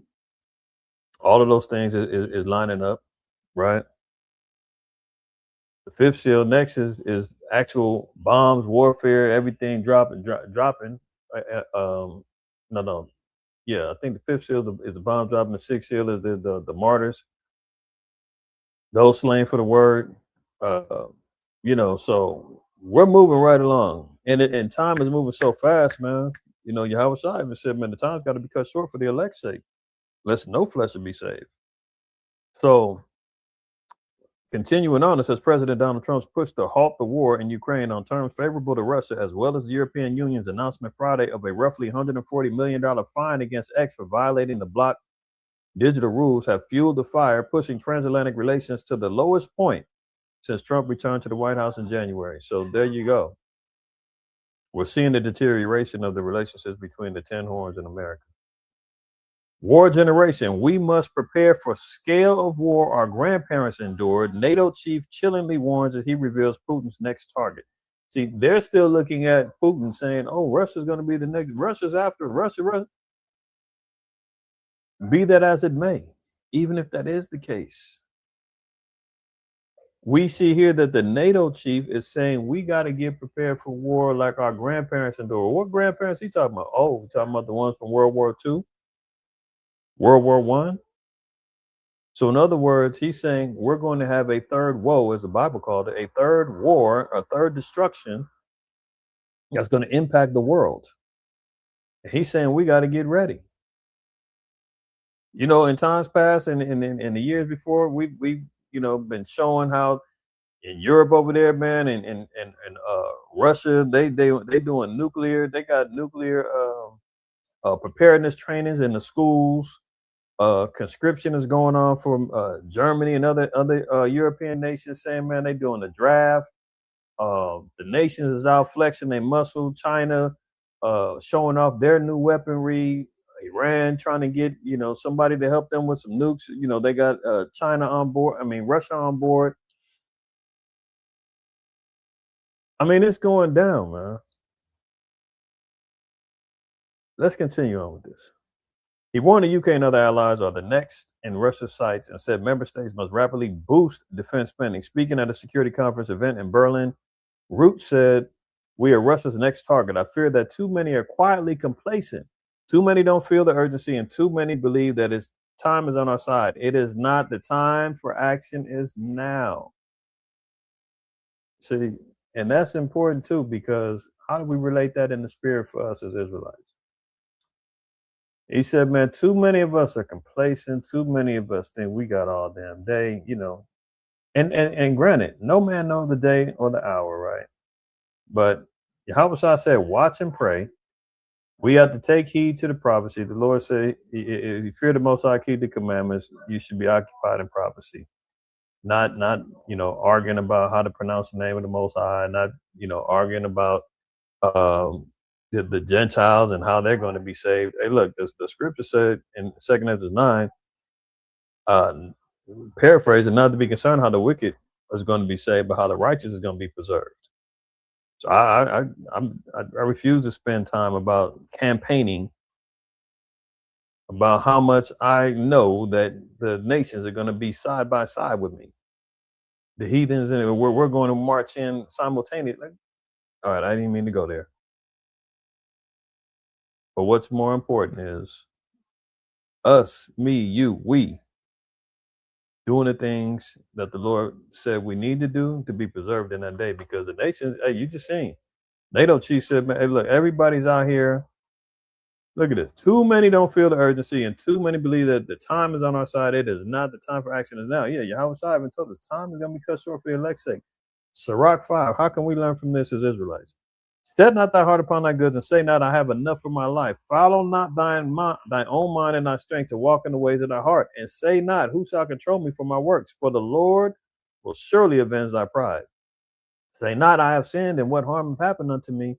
For the Lord is long suffering. He will in no wise let thee go. So the Most High said, even though you think we getting away with sin, iniquity, unrighteous thoughts, or whatever the case, but the Lord said, I'm not letting you go. You're still going to feel the pain. You're going to feel the wrath. I'll correct you in measure. Nobody's getting away. But look at this. Say not, I have sinned, and what harm hath happened to me? For the Lord is long suffering. He will in no wise let thee go. Concerning propitiation, meaning repentance, or sacrifice for sins or whatnot, concerning propitiation, be not without fear to add sin to sin. And say not, his mercy is great. He will be pacified for the multitude of my sins, for mercy and wrath come from him, and his indignation resteth upon sinners. So we can forget about that old Christian slogan, God hates the sin but loves the sinner. No, he says his indignation, his fiery wrath rests upon sinners. It says both mercy and wrath come from him. We can't just say, man, God is all merciful, long suffering. I'm going to rely on all that. No, the Lord said, I'm going to bring wrath too. Don't say his mercy is great. Don't use that as an excuse to continue on in your folly. Because the Lord said, I'm going to get you. Verse 7, make no tarrying to turn to the Lord. Don't be complicit. Don't be complacent. Don't sit back and say, we got time. Leave it to that's why the Most High said, man, I'm no man know the day. Not even Yahweh and angels know. They sitting back waiting for the cue to go. They waiting for the green light. Because you know what? A slick Negro and Hispanic gonna sit back and wait to the last minute. If there was a particular date, that's why when everybody was, there was a time when they were talking about 2012. For those of you that was in the truth, y'all remember there was, prophecies, and there was a discussion about that. The Mayan calendar was the most accurate calendar of ancient times, and there's going to be a changing of the guard. It's going to be the end of the world. And then they changed it, and the interpretation is the end of an age. It's going to be a new age. Well, ain't nothing changed since 2012. But if you've been in this truth long enough, we've gone through the 1999 and Y2K. Oh, that was going to be it. Oh, now we went to 2012. That was going to be it. Oh, we went to 2019, the year of release, 400 years. The Negro and the Hispanic are always looking for the damn end of the road. Well, what's the date so I know when to get right? A nigga will wait until, 3 days before, sinning and acting a damn fool and say, well, 72 hours before the Savior, I'm going to repent my butt off. The Lord's going to have to forgive me. He's merciful. I did what he said, repent. The Lord said, no, we don't have time to even be trying to gamble like that. Do it now. Don't wait. Make no tarrying to turn to the Lord and put off from day to day. For suddenly shall the wrath of the Lord come forth, and in thy security thou shalt be destroyed and perish in the day of vengeance. That's what we learn from this as well. See, the NATO chief, he's running around telling his constituents and Esau, hey, we got to get ready. Y'all got to stop sleeping. But Israelites, man, the men of the Lord, we go out there telling our people all the time, hey, time is of the essence. We got to repent. You got to learn who you are. You learn who your enemies are. You got to repent. Keep the laws. Y'all been saying it's the last days forever. Oh, yeah, we ain't got to keep the laws no more. Oh, no, you guys are a cult. You guys are a hate group. They just constantly making excuses. And you see the walls crashing in around you. You're watching the news, you're seeing the Instagram feed, you're seeing all this information that's flying all over the place, and you still sit back and say, I don't know. I think we don't know. Right? That should be the fear. Continuing on, it says, conflict is at our door. Russia has brought war back to Europe, and we must be prepared. Root predicted that Russia could engage the alliance in direct conflict within the next 5 years. What's 2025 plus 5? Somebody put it in the chat. I'll wait. I know y'all are astute, man. Y'all are very, very astute. I know, brothers and sisters, man. Y'all good at math. You're good at following along with things. What's 25 plus 5? Where do we? Oh, okay. Bayan, okay. You does anybody agree with Bayan? Is he correct? Just put a 7 in the chat if you agree. It's 2025 plus 5 is 2030. Okay, I see some rights. All right. Bayan, you correct. Imagine that. What else have we been hearing 2030? Why has that year been echoing? From the digital IDs to having the programmable wearables, for having the Social Security threatened to be cut off, universal basic income being talked about, Agenda 2030. There you go, Agenda 2030. But guess what? They got to have a reason. They got to have a cause. You got to have a reason to establish a new world. You know the rest. Right? The Hegelian dialectic, problem reaction solution. See, now you're seeing here, now even NATO saying, look, by in the next 5 years, man, we could be Russia's going to be at war with Europe. We got to get ready. We ain't got time. And even shorter than that, China has been threatening to invade Taiwan by 2027. How many of y'all seen how fast 2025 done sped by? I mean, we're pretty much at the end of the line of this so-called year. And a lot's going on in this year, but because so much is going on, it's just been flying like this. So 2026 is knocking on the door. Imagine how fast that's going to swoop by, and before you know it, we potentially could be talking about an all-out war between China and Taiwan, and America is getting involved. You could be hearing about, and at the same time, they're going to be building up for the Olympics. They're going to be talking about terrorist threats going on over here, a new virus plague coming out, all of the above. But look at this. It says, coming from the chief of NATO, this is no scaremongering, but a genuine warning to be heeded. So this isn't fear porn, as they say. This isn't fear mongering. They're saying, hey, take his words for sure. Now, Russia's sitting back saying, man, you tripping. All I'm concerned about is this little spat I got with Ukraine. You're creating a narrative that I'm going to be the problem. And guess what? You ever seen in movies where, I can't remember one in particular, but there's a scenario where everybody's pointing guns at each other and they're saying, nobody shoot, everybody calm down, And something drops on the ground and some paranoid, cat gets to shoot. Like, what was it? Enemy of the State. There was a scene in there where you had the FBI agents and the mafia, was sitting in the room, and Will Smith was manipulating both sides, and they got tripping, and next you know they get to shooting out because somebody got paranoid. This is the type of scenario that they're lining up. NATO is saying, hey, look, Russia's pointing at us. They did it in the Magnificent Seven too. Okay, we'll take that one too, right? They're pointing at us. And next thing you know, some unwittingly smaller nation gets paranoid because of an AI video or who knows what. Some rumor them flew out and they didn't let something go. and all hell breaks loose. And you never let a good crisis go to waste, right? So continuing on, here's another war. Wars, Open rumors, a and whole wars. new world of fascinating places and people for just $29. Don't endorse these ads. Scammers Right? demand payment with gift cards. Don't share codes or personal details. Cambodia and Thailand say they've launched fresh strikes against one another as their long-running border dispute again flares into deadly conflict. Cambodia said its forces had retaliated overnight and on Tuesday morning and was fighting to defend itself after being patient for 24 hours, it said. Thailand said its fighter jets had again struck Cambodian positions. Oops, lucky. At least 7 Cambodian civilians and 3 Thai soldiers have been killed in these hostilities. The UN chief has called for de-escalation. The BBC's Panisa Emochai is in Bangkok following developments.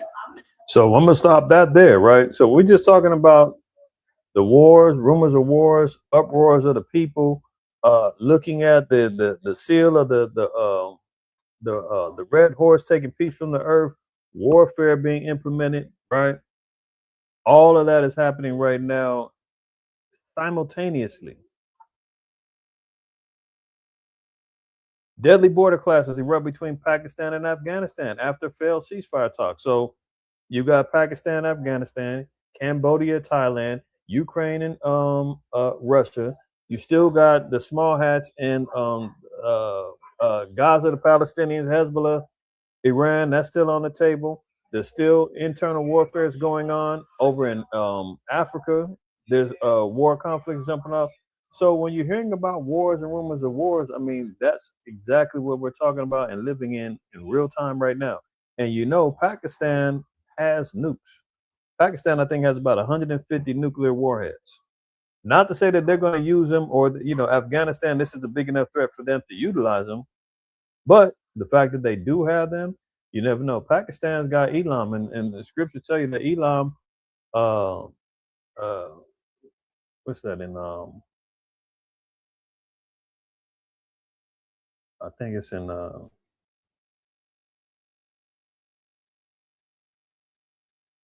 I think it's in Jeremiah 49. See, it says, "Thus saith Yahweh, the power of hosts, behold, I will break the bow of Elam, the chief of their might." Right, the bow, Elam, the same countries that produced the Persians, the Medes, and I've always made that analogy about that scene in 300 where you see Artaxerxes, and he was making that threat against the Spartans, and they sent the messenger out, and they said, man, if you don't surrender, man, the sky is gonna rain arrows on you and gonna block out the sun. And sure enough, they got the launching them arrows, and they sure enough came down by the thousands. See, that's the power of the bow. What's the new bow right now? The missile. The new bow is the aeronautical missiles that fly out there, right? Pakistan's got access to nukes, ICBMs. So, in like manner, and you would say, well, why Pakistan got them? Because that's in their lane. Iran, same way. All of them. Iran wants them, right? Now, that's a descendant of Persia as well. But look at this. They got deadly border wars going on between them, right? Ceasefires has failed. Remember, the Most High said there should be no peace unto the wicked. When they shall say peace and safety, sudden destruction happens. That spirit is definitely prevalent right now because last month the headlines were so enthusiastic about peace deal struck between America and Ukraine. Well, people missed the devil in the detail. There was no war between America and Ukraine. So when it says peace deal struck between Ukraine and the US, that didn't mean that there was a peace deal with them and Russia. They're saying they agreed to a peace deal, but they still got to get Russia to agree to it. They came, Agent Orange came up with the deal, and now they expected or hope that Putin would deal with him, Putin was like, man, get out of here with that. And now it came out that Trump came out saying, oh, everybody liked my peace deal except for Zelensky. And then they said that Zelensky didn't even read it. So there was never, hold on. I don't even want to say that, and y'all be thinking I'm out here BSing, right?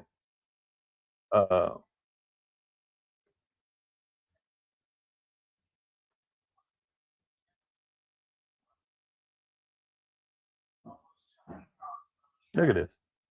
Trump says Zelensky hasn't read a U.S. authorized proposal of peace. That was 5 days ago. So now you see here. Trump says Zelensky hasn't read a U.S. peace proposal. That was 5 days ago. Didn't they just say not too long ago in the end of November? Oh, U.S. and Ukraine come together with a peace deal. This is how you know, man. They be lying like a mug, and the media be lying. And then they put out these particular narratives to say, oh, well, it's because of Russia. Russia didn't accept the deal. It was never no deal in the beginning. All right. Let's continue on. Look, Zelensky rules out ceding land to Russia, refusing to bow to Putin or to Trump. So he's putting up a strong front, right? Hold on one second, guys. So, hold on.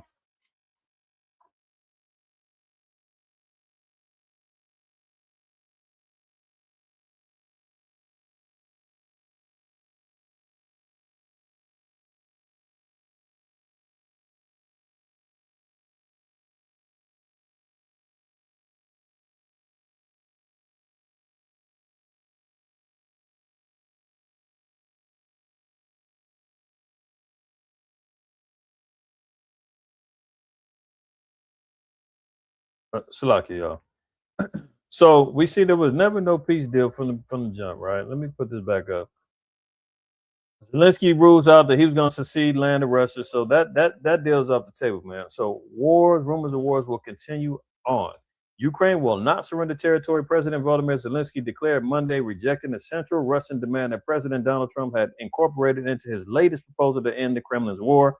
Under our laws, under international law, and under moral law, we have no right to give anything away, Zelensky said after meeting with top European leaders to discuss Trump's plan Monday. That is what we're fighting for. So who did he meet up with? European leaders. He's meeting with the EU. They're backing him. NATO, right? Even though they're not a NATO member nation, NATO wants war with Russia. NATO wants to shut down Russia. NATO wants to be able to remove the threat so that they can have the domination of Western and Eastern Europe. So that's never going to happen. Let's move on. We've been talking about the digital ID, the world system, all this other stuff, right? Now let's look at this. What's going on in Canada? You always look to see what's happening in other countries, especially neighboring countries, because it will filter over to America eventually. You know, you've got the NPSM 7 that Trump put out there regarding anybody that's got anti-American speech, anybody that's against what else did he say? I can't remember all of the things, but anything, Christianity, if you hold any views that basically goes against Agent Orange and his establishment, that's all sufferable or punishable as criminal, right? If y'all remember the NPSM 7 that I brought out a while back. Now, and it said that hundreds of nonprofit groups was upset about that, and they were going to appeal about the law.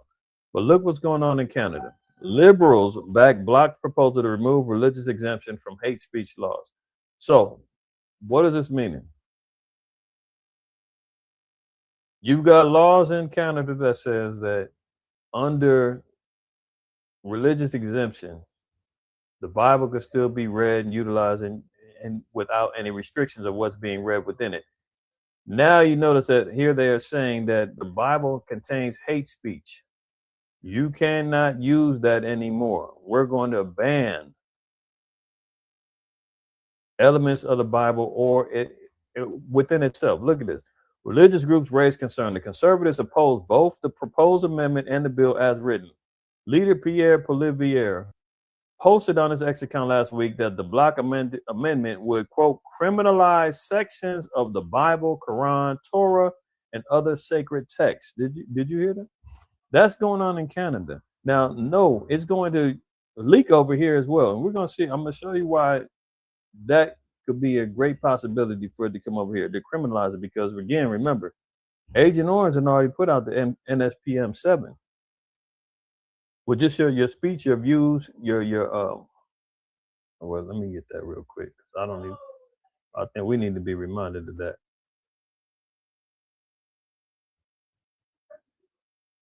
The 7. Look at this. And they say it's about domestic terrorism, right?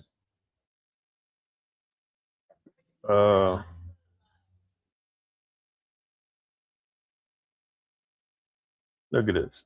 The stated proposed NSPM 7 to counter domestic terrorism, organized political violence, focusing mainly on perceived threats from the political left. The memorandum identifies anti-Christian, anti-capitalism, anti-American views as potential indicators that the group or person will commit domestic terrorism.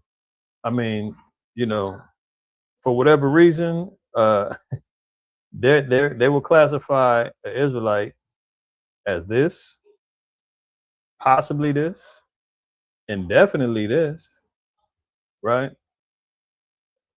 The memorandum claims that political violence originates with anti-fascist groups that hold the following views: support for the overthrow of the United States government. Also, you cannot talk about America is going to be overthrown, America is going to be destroyed. That's what the Bible says, right? Extremism, migration rate. Oh, you cannot have extreme views about who you are. Deuteronomy 7:6, that's going to be banned, right? Among other scriptures. Gender, hostility towards those that hold traditional American views on family, religion, and morality. So this is already a danger for us as we speak. Okay. So now that that's in effect, let's double back. Let's double back. Now in Canada, the leader Pierre Poilievre posted on his X account last week that the block amendment would, quote, criminalize sections of the Bible, Quran, Torah, and other sacred texts. News of the deal also promoted religious groups, including Catholics and Muslims, to speak out, saying it could chill or even criminalize religious speech. I think all Canadians can recognize that this is an issue that affects all of them, including religious and non-religious Canadians, said Hasib Hassan, spokesperson for the National Council of Canadian Muslims. Conservative MPs on the Justice Committee decried that MPs didn't have the opportunity to hear from witnesses on the proposed amendment. And notice that this comes on the heels of right on time with the cat that did the unalived the two National guardsmen, even though one was a woman, there in DC. He was a quote unquote Muslim. His brother him and his brother were part of a secretive CIA military unit, right? He did work over there in Afghanistan. Now, we don't hear too much about that anymore, do you? When was the last time y'all heard about that? That was a hot topic, man. Oh, domestic terrorism. We got something going on over here. We got to. Now you don't hear nothing about it. That shows you that could have been a black swan. That could have just been a motivating thing to direct attention to people to say, look, the Muslims are the problem. And not just them, but any quote unquote religious extremists. And you know who falls in that same category? Us. Even though we disagree with them with Muslims in Iran, in Islam, vehemently on many a topic, right? But we're all going to be lumped in the same thing. But they're going to be used as a catalyst to come against us too. See, we're not a threat. We're a threat ideologically. We're a threat spiritually. And although Israelites ain't out there carrying out no terrorist attacks, man. We're not burning churches. We're not, shooting up cathedrals. We're not doing no violence. Only thing we utilizing is the word of the Lord, hurting feelings, man, and cutting down and breaking down strongholds. They want to be able to, you can't tie us to any of those things. They've tried in the past, haven't been able to do it. So what do? They say, well, the Muslims, they hold extreme views just like them damn Israelites do. They're the ones who's going to go out there. We'll use them as a catalyst to say Muslims are here committing these particular crimes, and potentially those Israelites have the same type of spirit on them. We got to get them too. So there you go. Now, continuing on, since we're speaking about Canada, the EU and Canada collaborate on digital IDs. The EU and Canada now are in cahoots. Remember, this is a global thing. This is going to be a world-changing event, a world system that they're trying to get incorporated, right? Collaborate on digital IDs. The latest agreement between the European Union and Canada to collaborate on mutually recognized digital IDs is simply another step in what I have been warning about for years. Whenever government confidence collapses, the political class tightens control. Digital ID is not about convenience. It's about tracking capital and controlling movement as the global sovereign debt crisis accelerates. Yes, indeed. The author of this article is on point. The EU and Canada are collaborating on digital IDs, right? Look at this. Alaska plots an AI-driven digital ID, payments, and biometric data system. So the B system is in full flare. Y'all done seen, if you haven't, go on the channel. You see the two-part series I did on this about the marking of the B system, so forth and so on. We see the EU in cahoots. The British Prime Minister came out and said you're going to have a digital ID for work and employment. Now Canada's on board. Canada's also now restricting biblical verses now. It's claiming hate speech. Alaska's on board. I mean, it's slowly but surely going to, China's on board. It's slowly but surely going to encompass the whole world. Everybody's going to buy in on it. Multiple countries in Africa is on board. It's already here.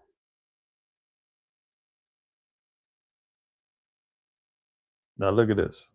President Trump has banned states from regulating artificial intelligence. The president signed an executive order Thursday that aims to create a single national framework for AI. It also blocks states from enforcing their own regulations around it, which a White House aide said could cripple the industry. Did you hear that?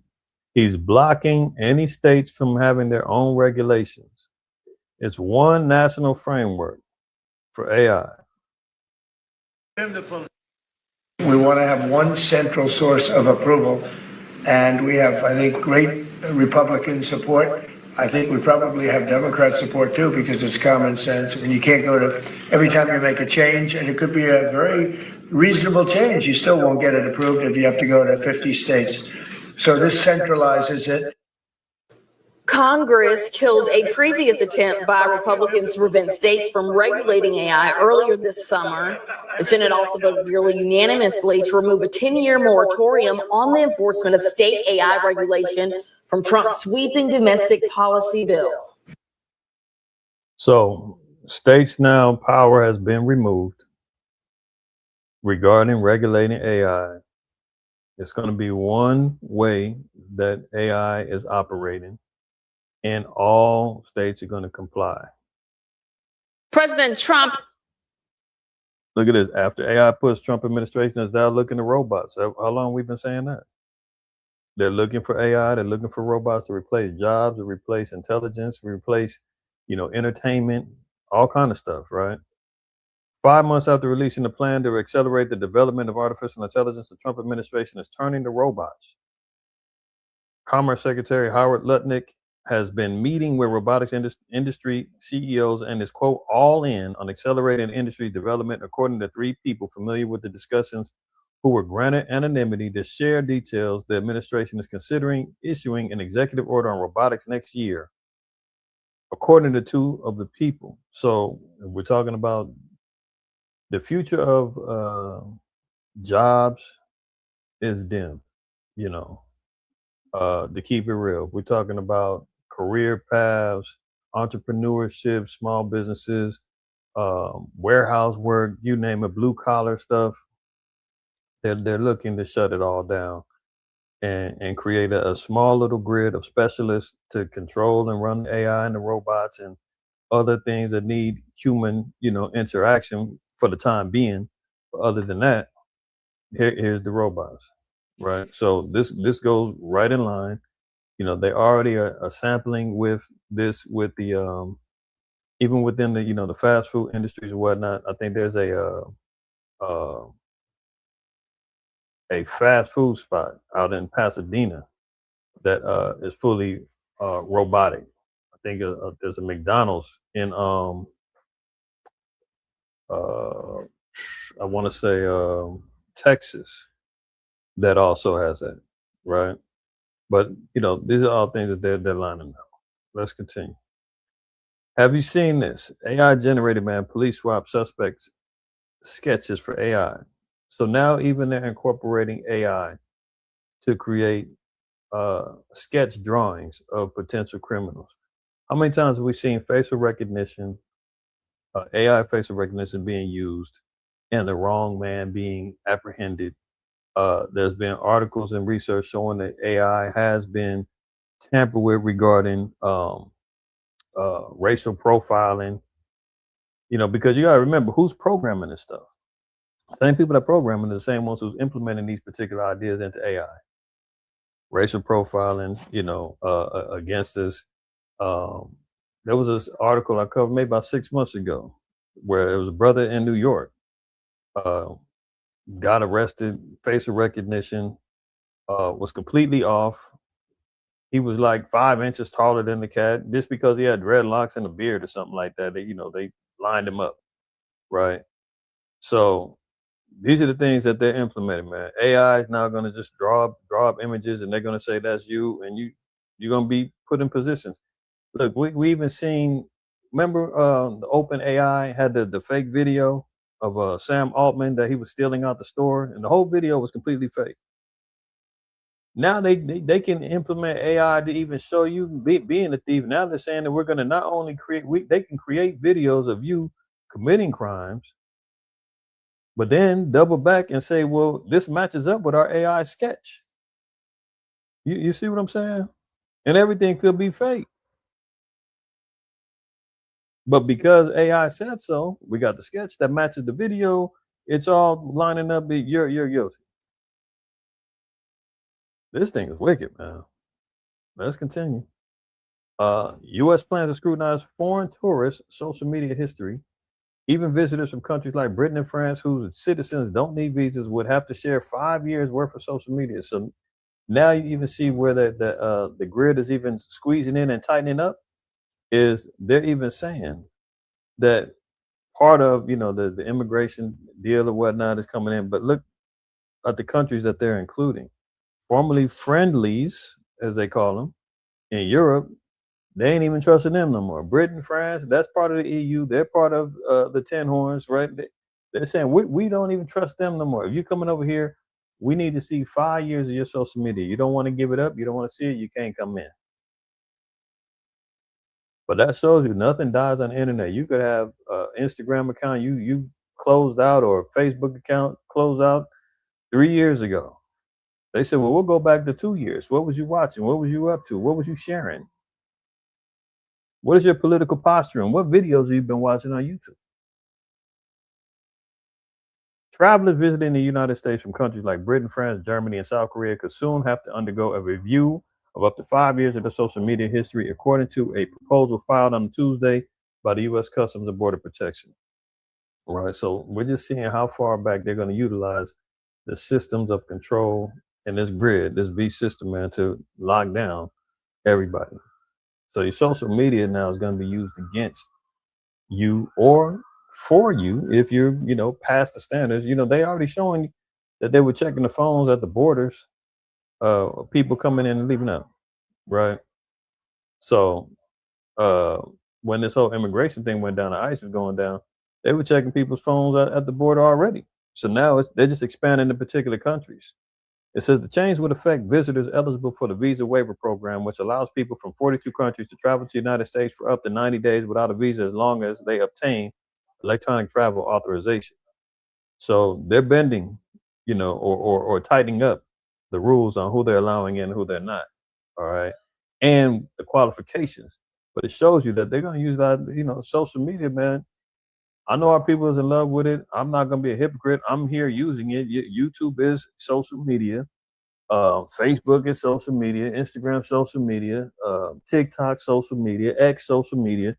And many of our people are plugged into all of these particular outlets, man. They're utilizing it to, share information, to be entertained, to stay connected to family, friends, whatever the case may be. And this whole particular web is going to be utilized as a tool to regulate your freedoms and minds, right? And shout out to my elder Rashaf, because years ago, and he knows, we were forewarned of the internet and the dangers of it over 20 years ago. He said, man, stay away from that internet, man. That's a world wide web. It's a web. It's going to catch you up. And we used to be like, yeah, okay, I hear you. But many of us did kind of like, take heed to it and was like, man, I'm not messing with the internet too much. And, as time goes on, the access to information, everything else, they make it, Esau makes it to where you can't help but utilize the damn thing. You got to go into the matrix, but you got to go in and use it for what it is and get the hell out of there.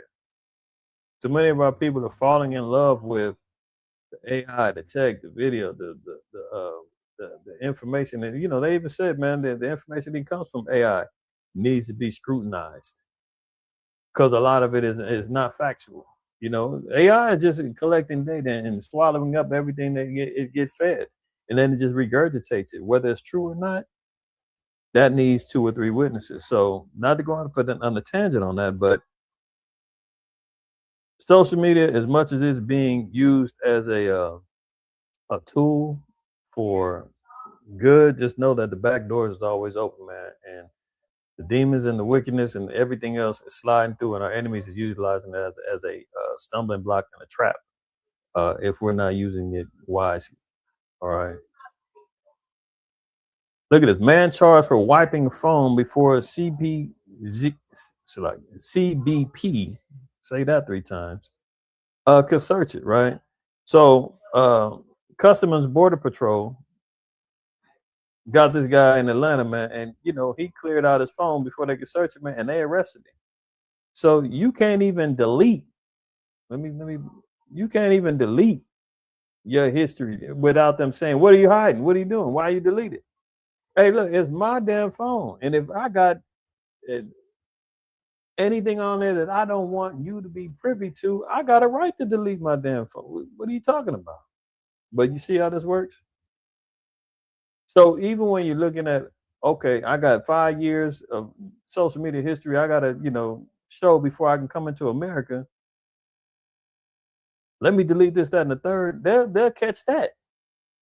Look at this. A man in Atlanta has been arrested and charged for allegedly deleting data from a Google Pixel phone before a member of a secretive Customs and Border Protection unit was able to search it, according to court records and social media posts reviewed by 404 Media. The man, Samuel Tunick, is described as a local Atlanta activist in Instagram and other posts discussing the case. See, this is where that NPSM 7 comes into play, because look, it says he was an activist. So now they were looking to see, well, are you against America? Are you anti-Christian? Are you against American values? Or what are you up to? Oh, you deleted something. You got to be guilty. The exact circumstances around the search, such as why CBP wanted to search the phone in the first place, are not known. But it's uncommon to see someone charged specifically for wiping a phone, a feature that is easily accessible in some privacy and security-focused devices. So look, you can't even, wipe and clean your phone out without them raising their antennas saying, what's he trying to hide? I mean, if you're talking about 1984 in real time, man, this is it. Big brother monitoring every damn thing. You're not even in control of what you have on and don't have on your phone without them tripping. So when you're worried about, when we're questioning when is the time of Jacob's trouble, it's knocking on the door. Hello. The indictment Says on January 24th, Tunic did knowingly destroy, damage, waste, dispose of, and otherwise take any action to delete the digital contents of a Google Pixel cellular phone for the purpose of preventing and impairing the government's lawful authority to take said property into its custody and control. The indictment itself was filed in mid-November. So what? You wanted the phone, he gave you the phone. Too bad you didn't get what was on it. You dig what I'm saying? And they said, when they were questioned as to why did they seize the phone, they said they didn't tell them. So we don't know. It's similar to when Trump said, well, when they asked him, well, why'd you go seize the oil tanker? He said, we got a good reason. You understand what I'm saying? They're imposing authoritarianism. Let's continue. Western car makers in a fight for their lives against Chinese rivals, says Ford boss. I mean, what happened to the sanctions on China? I thought they were supposed to be crippled. I thought it was America first. I thought they were supposed to, he's supposed to be bringing manufacturing back.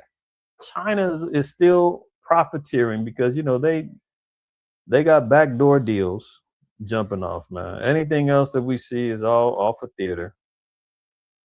And here you see the Ford plants is talking about we're fighting for our lives, man. So all the Ford plants, remember, the automobile industry used to be like one of the rooted occupations and backbones of America, man.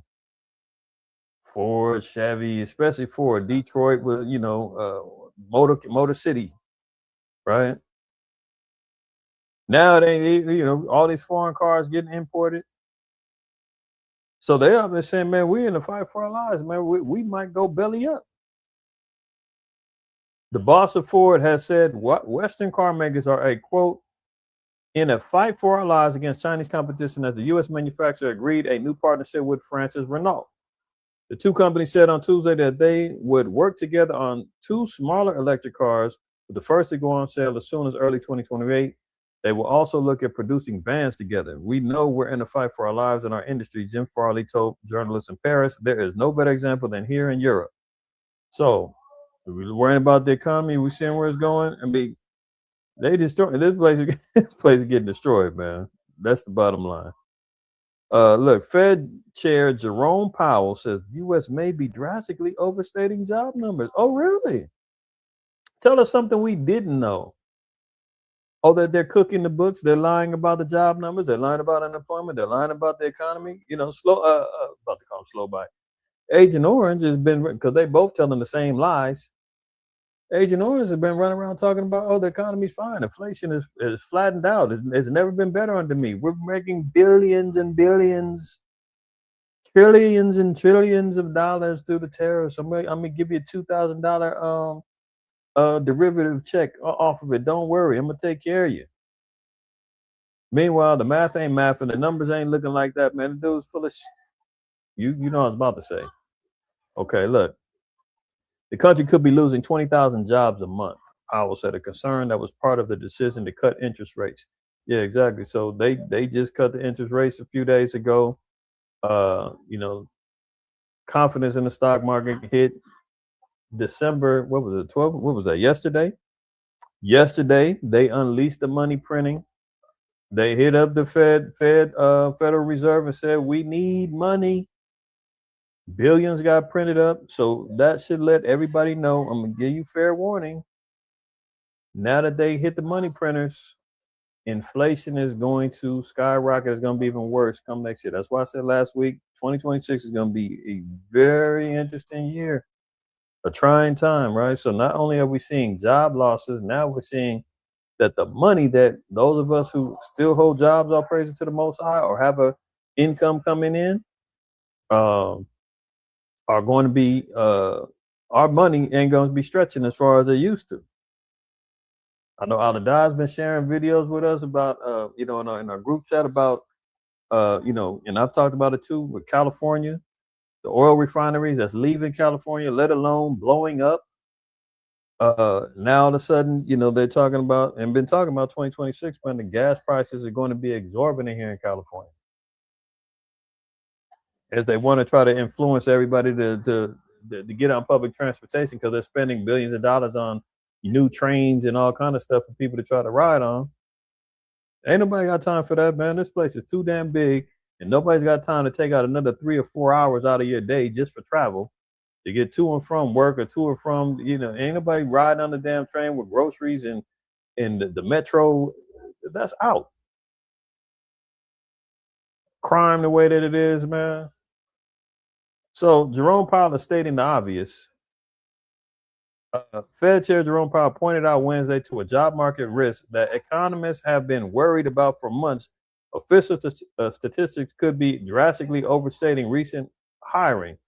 Powell said that the Fed staffers believe that federal data could be overestimating job creation by up to 60,000 jobs a month. Did you hear that? They're lying, saying that they're overstating. They're creating 60,000 jobs a month, and that ain't going down. Remember back in the summer when the same thing came out and it was like 154,000 jobs was lied on, and Trump fired the chick that was holding the stats. It's talking about she was sabotaging his economic plans, that she was lying. Now Powell's lying too now. I mean, come on, man. Given that figures published so far show that the economy has added about 40,000 jobs a month since April, the real number could be something more like a loss of 20,000 jobs a month. Powell said, do you realize what 40,000 jobs they saying they created? He said the real thing is they actually negative 20,000 jobs. I mean, this guy can't tell a lie to save. I mean, can't tell the truth to save his life, man. Now, but mind you, here we're talking about a man. Granted, through white collar crimes, I'm sure he's managed to be a billionaire, but he's filed bankruptcy and bankrupted 6 times. He's supposed to be this outsider, that knows how to run a business and gonna get. He's on par for the course, man. He's running a business, which is America, into the dirt, which is all good because that's how the Most High said this place has got to go down, right? So the Fed chair says, man, something ain't right. I'm not a government agency. No, the Federal Reserve is not a government agency, even though they said it's federal.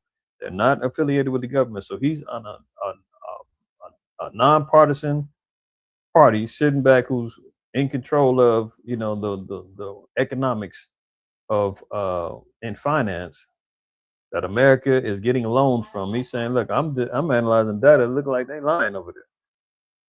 But I'm not tripping because they're going to come to me to print some money for them, which is exactly what they did. 7.6 magnitude earthquake hit Japan last week. They had tsunami warnings, the whole nine, reminiscent of Fukushima back in 2009. But didn't hit like, we thought. But hey, look, the Bible still tells us that earthquakes in diverse places was going to bound to hit. And notice a lot of these particular earthquakes, man, have been very high on a seismic scale. Things we've been seeing at 7.0 and greater in different areas, high 6s, For those of us out here, man, we got to buckle up. On the West Coast, from Cali to Portland to Washington State, they've been talking about something going to be hitting over here, Vegas, so forth. That fault line, man, they've been talking about it. I'm not asking for it, but let's just, be prepared. Who knows? Continuing on, dozens of boys say they were abused in a Christian scouting program that vowed to raise godly men. Is anybody shocked? Anybody shocked at this?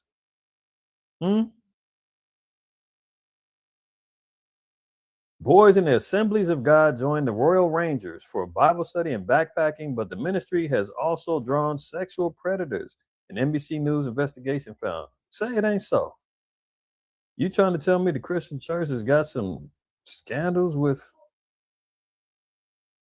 PDF files within the Royal Rangers and the Assemblies of God? You trying to tell me that the Catholic Church has some corrupt priests and altar boy abuse? What? Say it ain't so. These are men of God. Imagine that. The boys have been taught to obey their elders.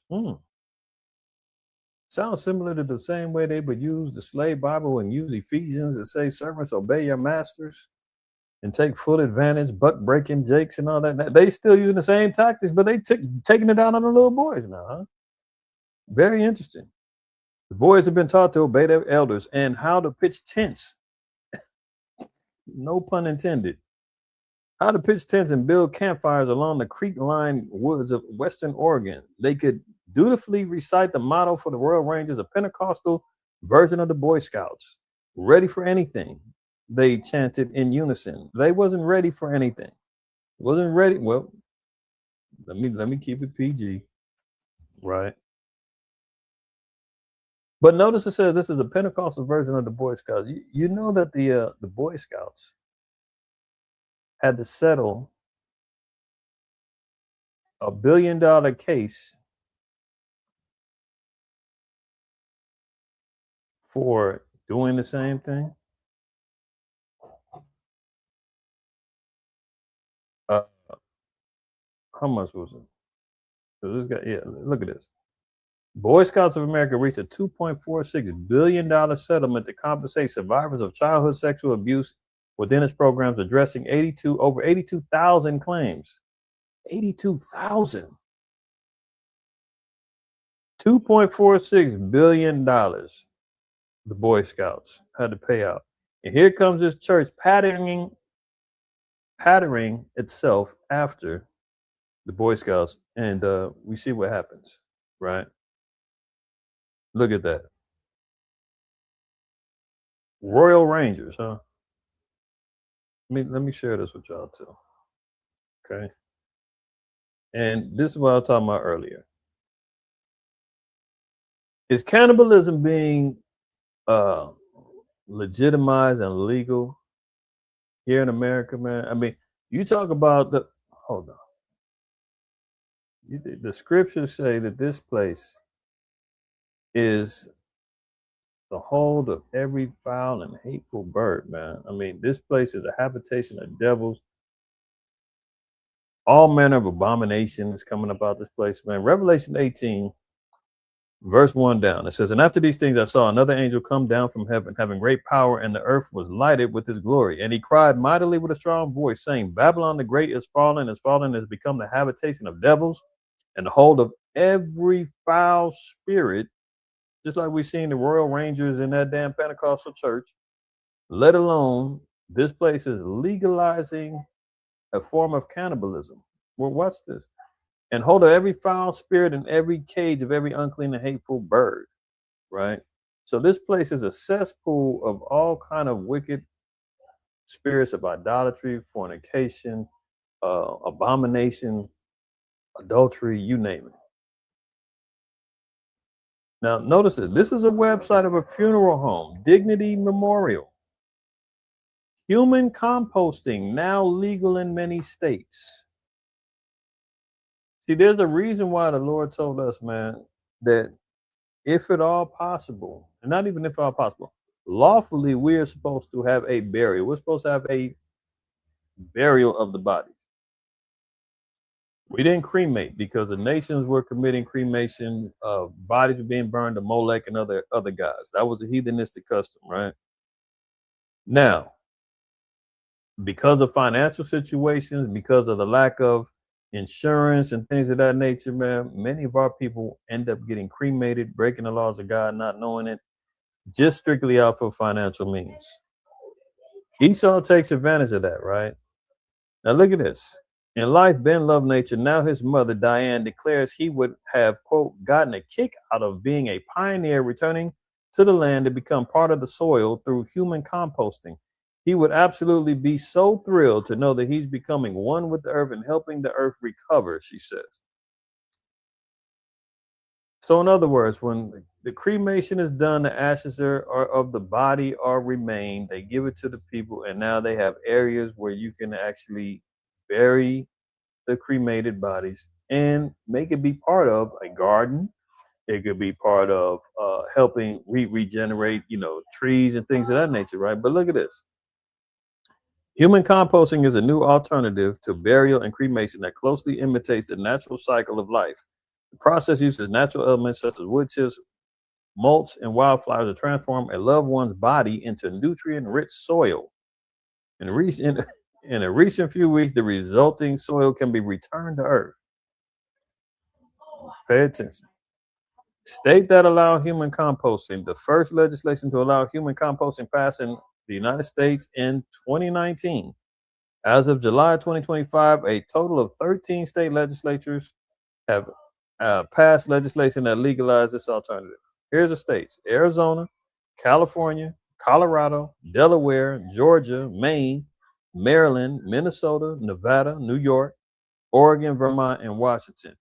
All these states have legalized human composting now. Now, here's their little disclaimer. However, just because human composting is permitted, that doesn't mean it's available. Now, coming soon, Connecticut, Hawaii, Illinois, Massachusetts, Missouri, New Hampshire, New Jersey, New Mexico, Oklahoma, Pennsylvania, Rhode Island, Utah, Virginia, all are available, right? Now, look at this. How to plan your own human compost. As with burial or cremation, human composting allows a family to celebrate and honor the life of their loved one. The families say they love the flexibility provided by the choice. A service can be held before the process starts, but those who choose the new service often being friends and family together for a celebration of life after the transformation is complete. That's when there's an opportunity to share the soil with those who would like to take a little bit home. Look at this, a little bit home to plant a tree or, what does that say? Nourish a garden. I'm gonna leave that there. Nourish a garden. Okay. Unbelievable. That's where we at. Let us be reminded of this. You know, I lost the channel because of this information. One of our MOTC channels got lost because of this information. I think at least 2 times or 3 times we got multiple strikes and all this, but now look at the vindication. Look what they finally want to come clean and say. Years later, after the damage is done, everything else, right? FDA to put most serious warning on the jab. You know that word. You know what it is. I can't. I'm paranoid. They still might flip and change my words and say I said something that wasn't right. They're going to put a warning on these jabs after a major study finds the shots cause deadly heart damage. No kidding.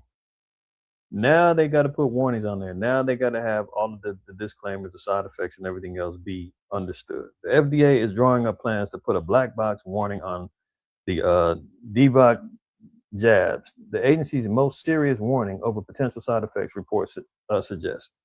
The move was revealed to CNN by 2 familiar with the matter who spoke on condition of anonymity because they were not authorized to speak to the media. A black box warning, which appears at the top of the prescribing information, is placed on drugs or vaccines to highlight major risks or serious side effects or restrictions. So imagine that, man. You know, you remember when people's jobs were being threatened, you was going to be released by the military, you couldn't travel, all this other stuff, man, because you stood on business and said, man, I don't trust it, I don't want it, I don't think it's right. 4 years later, now they want to come back and say, oh, you know what, you was right about that.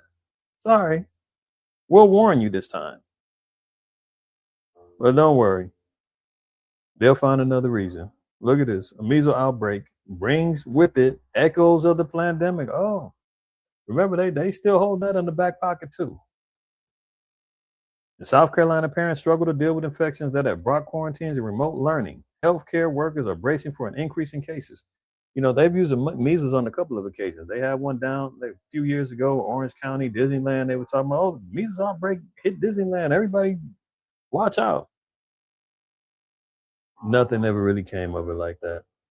But here they are in South Carolina. They've got a measles outbreak. It says it's sickened more than 110 people, prompted more than 250 residents to quarantine and unsettled many more.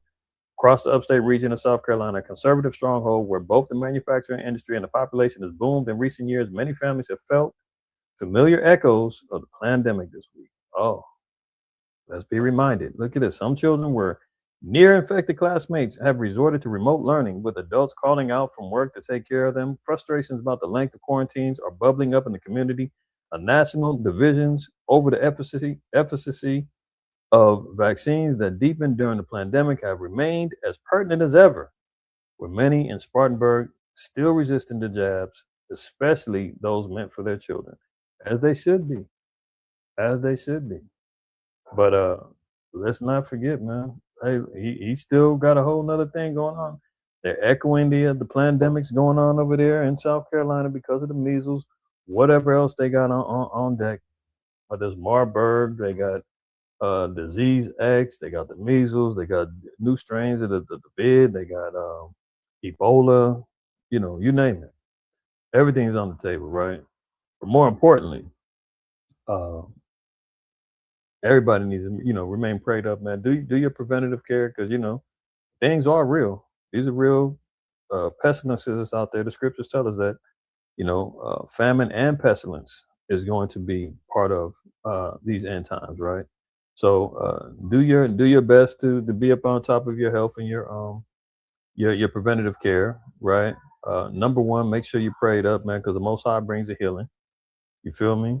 But you see what's on deck, man. Agent Orange is out here waging war with our people, blatantly out here stealing in front of everybody. Human composting on deck, man. Other nations going to war. AI is making its ugly face being shown even more and more. Digital IDs on deck. I mean, the list goes on and on. We covered a lot today, man. I know it's a lot of information. If you need to double back, man, double back. Watch it again. Get the information that you need. Send it to a friend. You know what I mean? But other than that, man, I'm on a positive note. As always, everything's positive when we're dealing with the Most High, right? I want to acknowledge to the brothers and sisters, man. Shar Kanak, meaning Happy Hanukkah or Feast of Dedication. We'll be keeping it sundown. We'll begin the first night, Lord willing. See y'all this evening, be it virtually, physically, or in the spirit. And if not, y'all enjoy yourselves, man, and enjoy the rest of your Shabbat. All right. Till then, till the next time, man, Lord willing, y'all always remember, man, fear the Most High, keep the commandments, and lastly, don't shoot the messenger. Shalom.